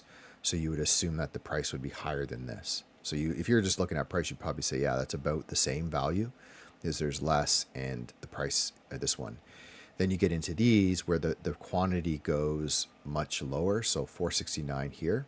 Then you look at this from Grant Yoon where that price is sticking right here, but look how many quantity there. There's 1,419.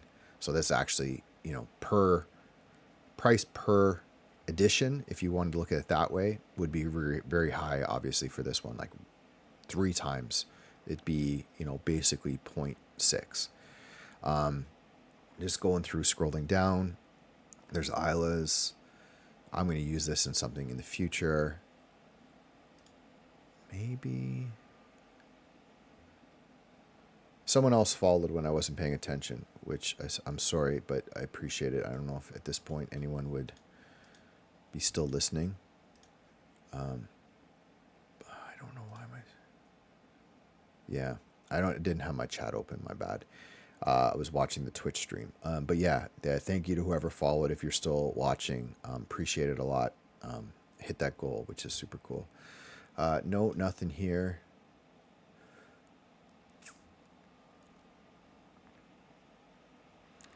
Getting down into, oh, it jumped up again. Getting down into it. 69. These are the originals. So this is ACK. I've been thinking, I really look up to what he does as an artist and his process. I've been thinking about whether there's something he's done maybe that I could incorporate, but at this time I don't. I might, I could just do that writing on the wall or something like that, but at this time I don't have anything that was jumping off the page.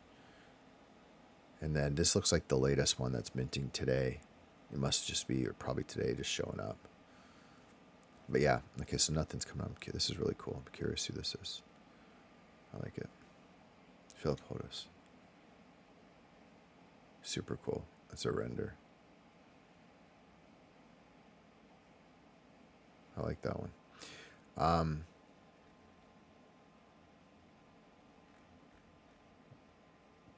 Yeah, this is minting. This is minting out today.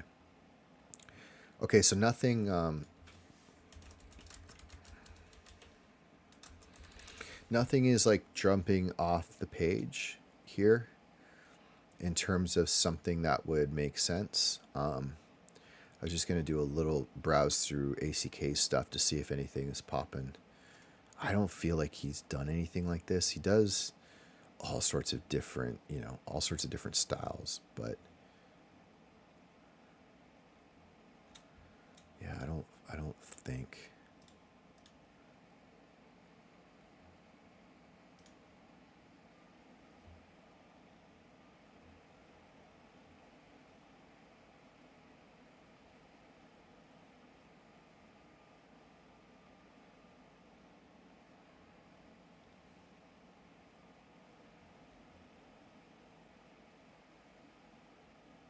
I love this.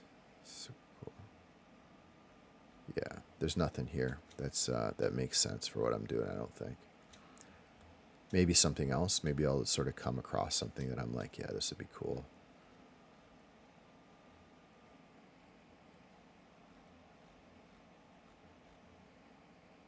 Okay.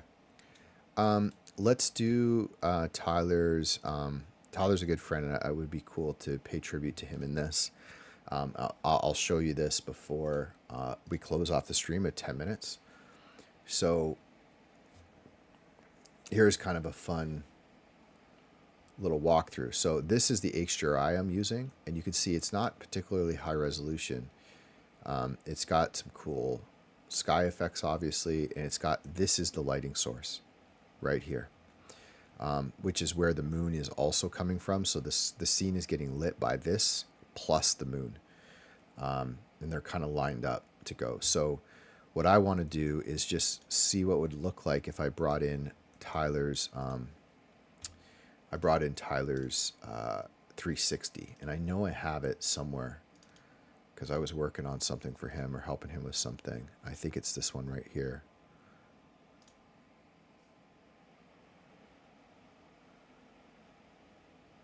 I probably should have saved like a separate version before I did this. Okay, so you can see what happened here. It brought this in, but it's the brightness, which is fine. I can fix that. I just want to see if there was a moon source in here.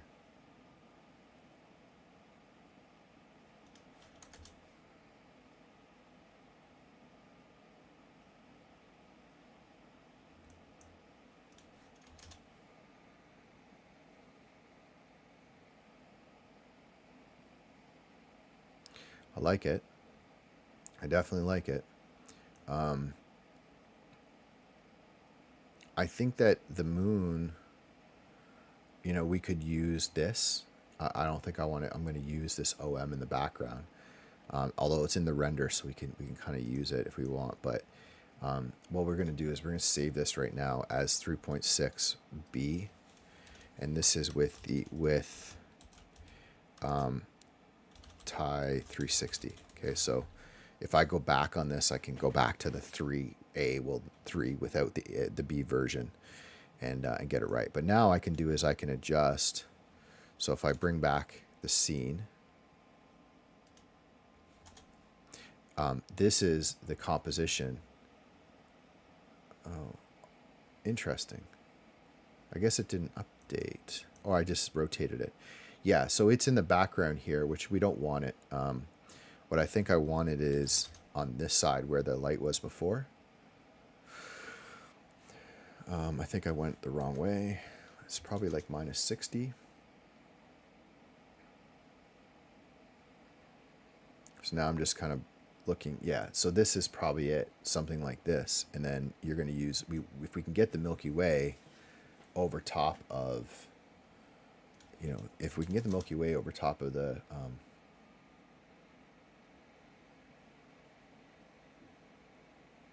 it'd be super cool. I'm just curious. I know this is going to mess up, but I just want to see what it did. Yeah, no.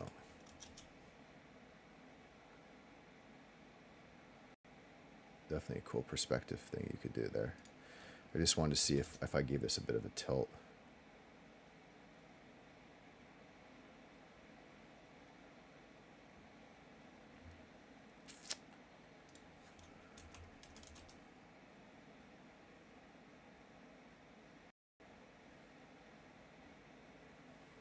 Yeah, something like this.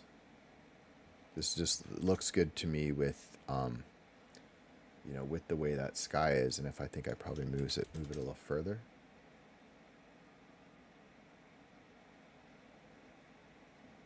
Oh, no, I can't go that far.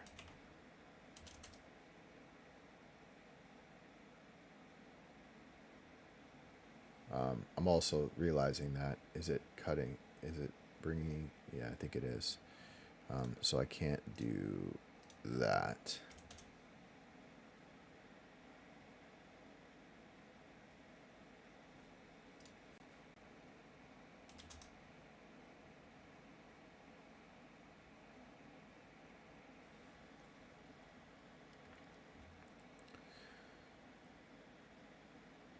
So what's interesting about this is that because this is not as bright, and I can adjust it. It's also a JPEG image, so it's not an HDR image, which HDR is going to be high dynamic range. So there's just like a lot of difference between the brights and the darks, which really helps with lighting. So it's not ideal to light with this, but you can kind of see that, you know, we might get a little bit of a better star background. This is probably a low resolution file too. But I just like the idea of using, you know, kind of this Milky Way scene. And at the same time, it does add a bit more darkness to this. So it adds a bit more of like a nice, like harsher contour lighting. And yeah, it might be better. I have to kind of compare them. But I'd like to probably try it. I just really be nice if I could get a higher resolution file, and I don't think this is 7. That's 20 megabytes. How do you get details in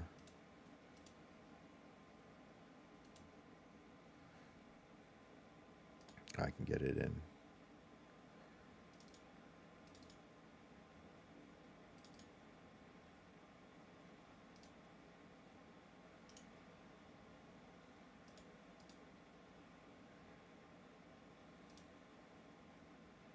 Yeah, it's a big file.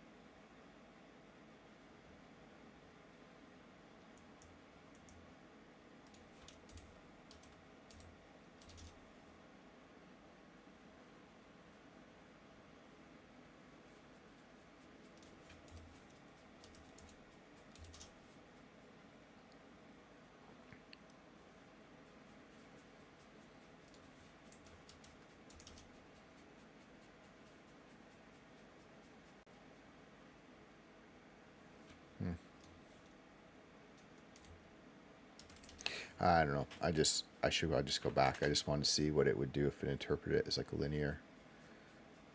Definitely could be fun, and I could desaturate it and stuff, and it would probably come out pretty nice.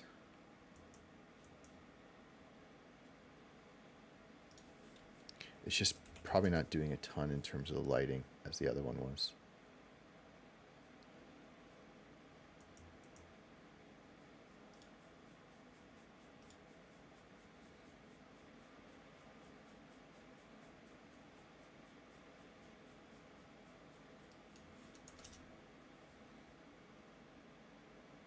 I do like it with like a little over darkened. But this is also a Photoshop thing. I think I'm going to go with that. I like this so far. We've got 2 minutes left, so I'm going to render this out. So I think other than a few little things like the way this crosses over, I'm not sure I can solve it. Obviously, once I light up these balloons at night, well, I'm going to actually model them right after Ryan Talbot. But if I light them up, for example, I go into the balloons and I change this material to balloons 01 day. They should have different materials in each one. That was just a mistake. But if I actually change that to, you know, hit this and I drag this into the emission,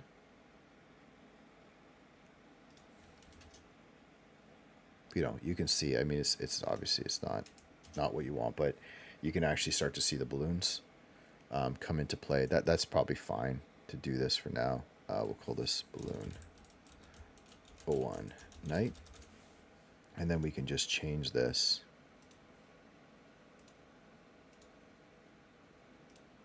for all these guys, and then obviously we'll adjust them. But yeah, just to bring it.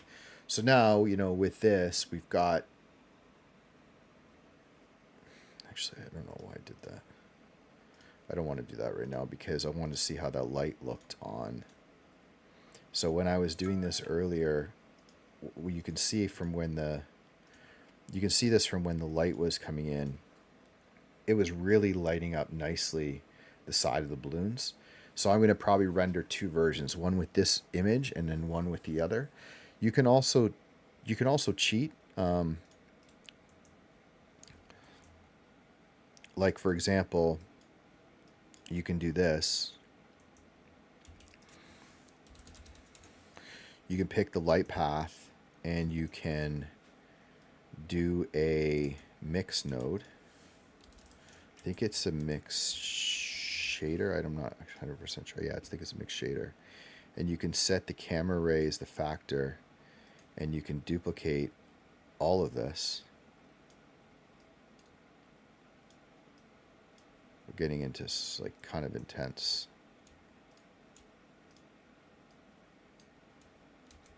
But we can duplicate this here. And we can bring this one in.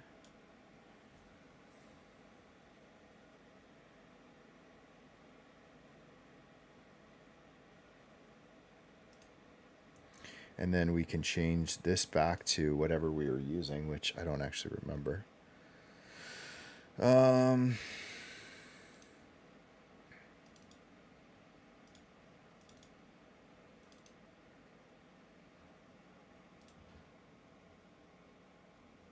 It was either this, might have been this. I feel like it was this.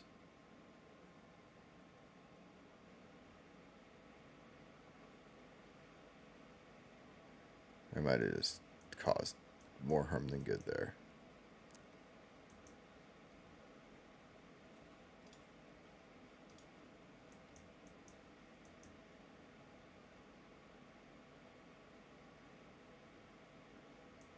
Yeah, so basically what I was trying to do is I'm trying to use that image as the background and use the lighting from the other.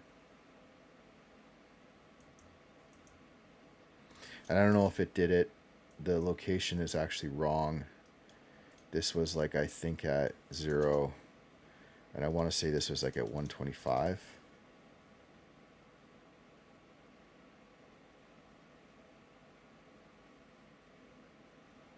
Yeah. I could, but the idea is like you can use the high quality lighting from the other image line them up, and then use the actual like view from this one, which I think is probably a cool way to do it long term. So what I'm going to do is I'll end the stream, I'll render this out so we can actually see how this looks.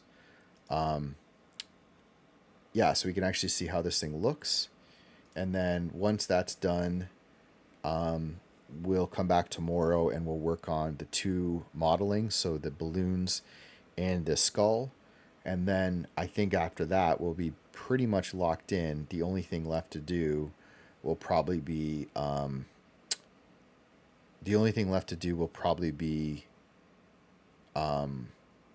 like just tuning the lighting and the color grading and all that stuff. It'll be really close. I also just wanted to add a note here that I want to add. I think I want to add a headlamp to the me bit. So that's this guy here. I just noticed like he really is the one piece of this that it kind of is dull in the background. But I think that like a headlamp shining out might look kind of cool. And then you can see the rainbow effect here. It's not bad. So I'm going to render this out. Just make sure everything looks good. I'm pretty sure I have everything set up. Make sure there's nothing like that that's not. Yeah, this is the original. We'll get rid of this hat. Just make sure there's nothing that is showing as visible but not being rendered. That looks all good. Water looks good. Meme looks good. This is something in Blender that will get you. You just sort of miss something and you get something that won't render. Usually I miss it. Cool. I think this is good. So I'll render it out, and then I'll be back this afternoon for the PM stream at 2 o'clock. I'll be working on Fortnite, real world landscape stuff, and I actually made a breakthrough yesterday with some of that data, so I think it's going to look pretty cool. So that's it. Thanks for joining, and see you later on.